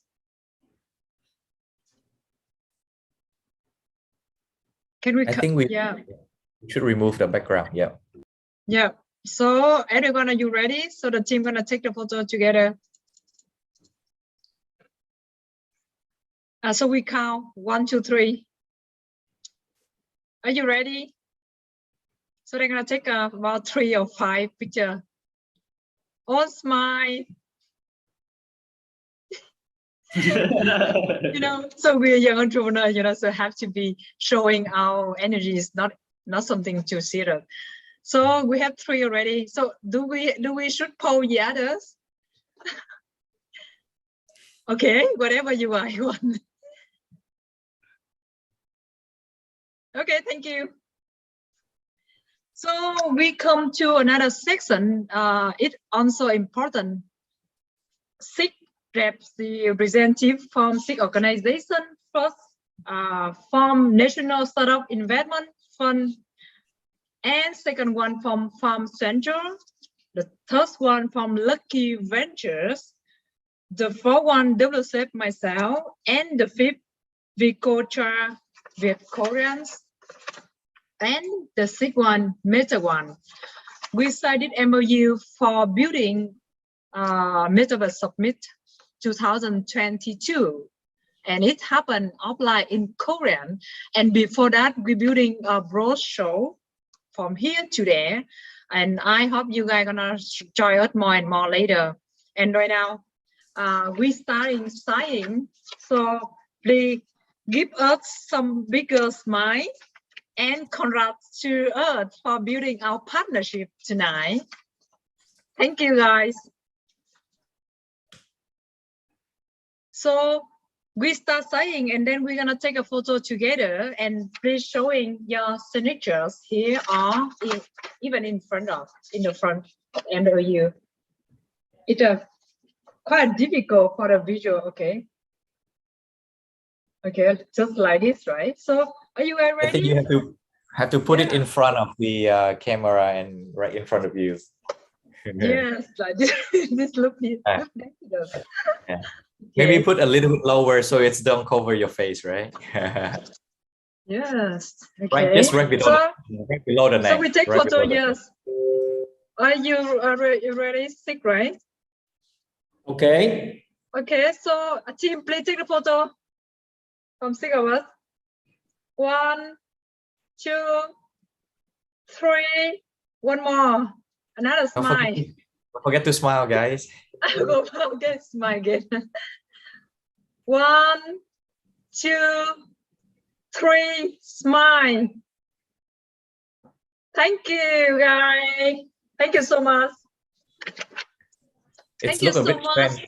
Yeah. All the partners, all the organization, all the speakers, and everyone here, right here and right there and behind the scene, who working night and day, and they don't sleep, you know, like they send me message like 1, 2, 3, 4 a.m.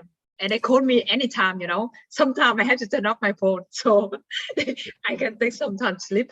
So all the team working really hard for it. Even we still doing something very small, but I need to say thank you for everyone hard working on the team for making this happen today. And this only starter of the new game, building something bigger and more value for community, more impact for the country, more impact for the other people, right? I don't know what to say more because even DD online conference, but afterward, we would like to see you guys healthy and happy and success and meeting in the person, you know, shake hand and have drink together or laugh together and how the COVID gonna gone and we learn something from after the COVID, 2 year COVID. And good luck to seeing you guys in Vietnam, in Korea, and in everywhere, special from Metaverse Summit in Korea. Stay tuned for it, and we're gonna send a lot of email and a lot of information to your email. So please follow up and let us know if you want to join, you want to partner, you want to do something with us for a very close, like next week after this tech fair. Next few days, we're gonna build the next program. So stay tuned. And thank you so much for government helping us to connect more. Thank you, Farm Center, bringing amazing speaker and all the team in only a few days. You know, we only landed on few days because we already have two big conference with co-organized with Ho Chi Minh Community Tech and Science Department. And now the third one, we only took less than 7 days to make this decision to organize this one. So you know how crazy they get pushed from us, right? So thank you again, Farm Central and Startup National Startup Investment Fund and Happy Venture and Meta One and some of the other, you know, Open Line, MST, and all everyone with a big smile here. If someone wants to say, please, like Khoa, would you like to share something a little bit? Okay, you are mute. Okay, Selena, thank you for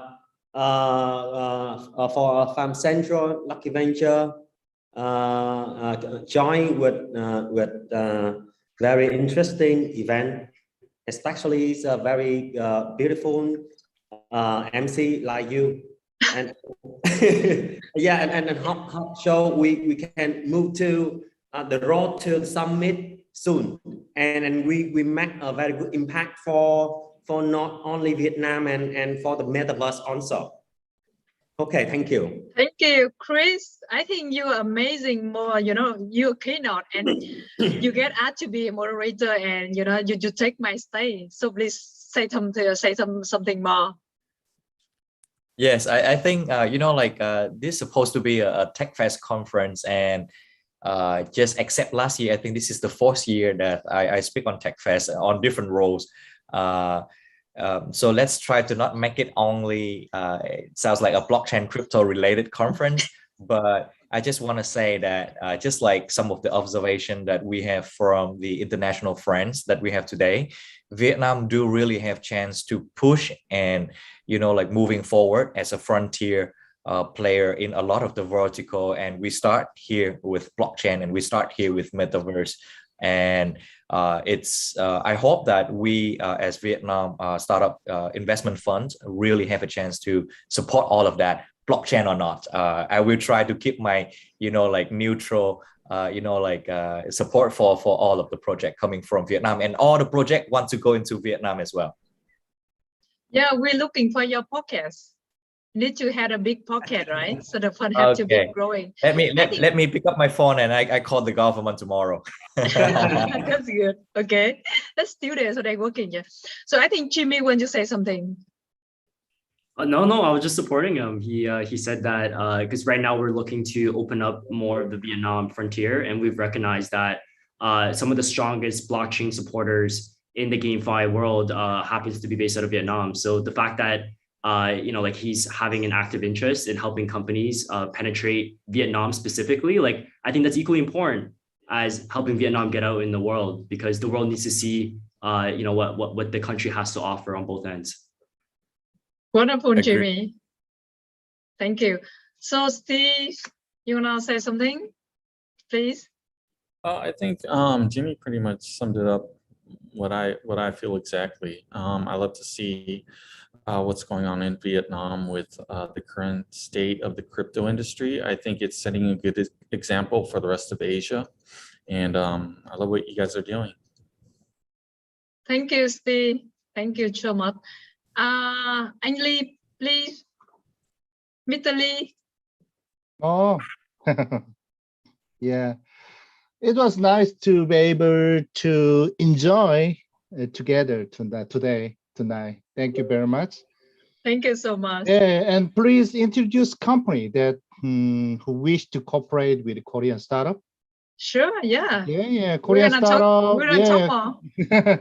Korean startup and investment company and the government want to create a global unicorn startup. Yeah. To joint venture with Vietnam startups. Okay. Yeah. So after this, our team gonna send one email, all of you here, so you guys can take information of each other. Okay. To make the other deal. Yeah, behind us, Mike. Okay. Thank you so much. Yeah, thank you very much. Thank you so much, and hope to see you soon in person, not on the Zoom. Okay. I don't like Zoom much. Just had to, right? So please take care. Take care. Thank you so much. Yeah, And good night from Saigon, Bye-bye. from Hanoi. Good night. Good night. Everyone.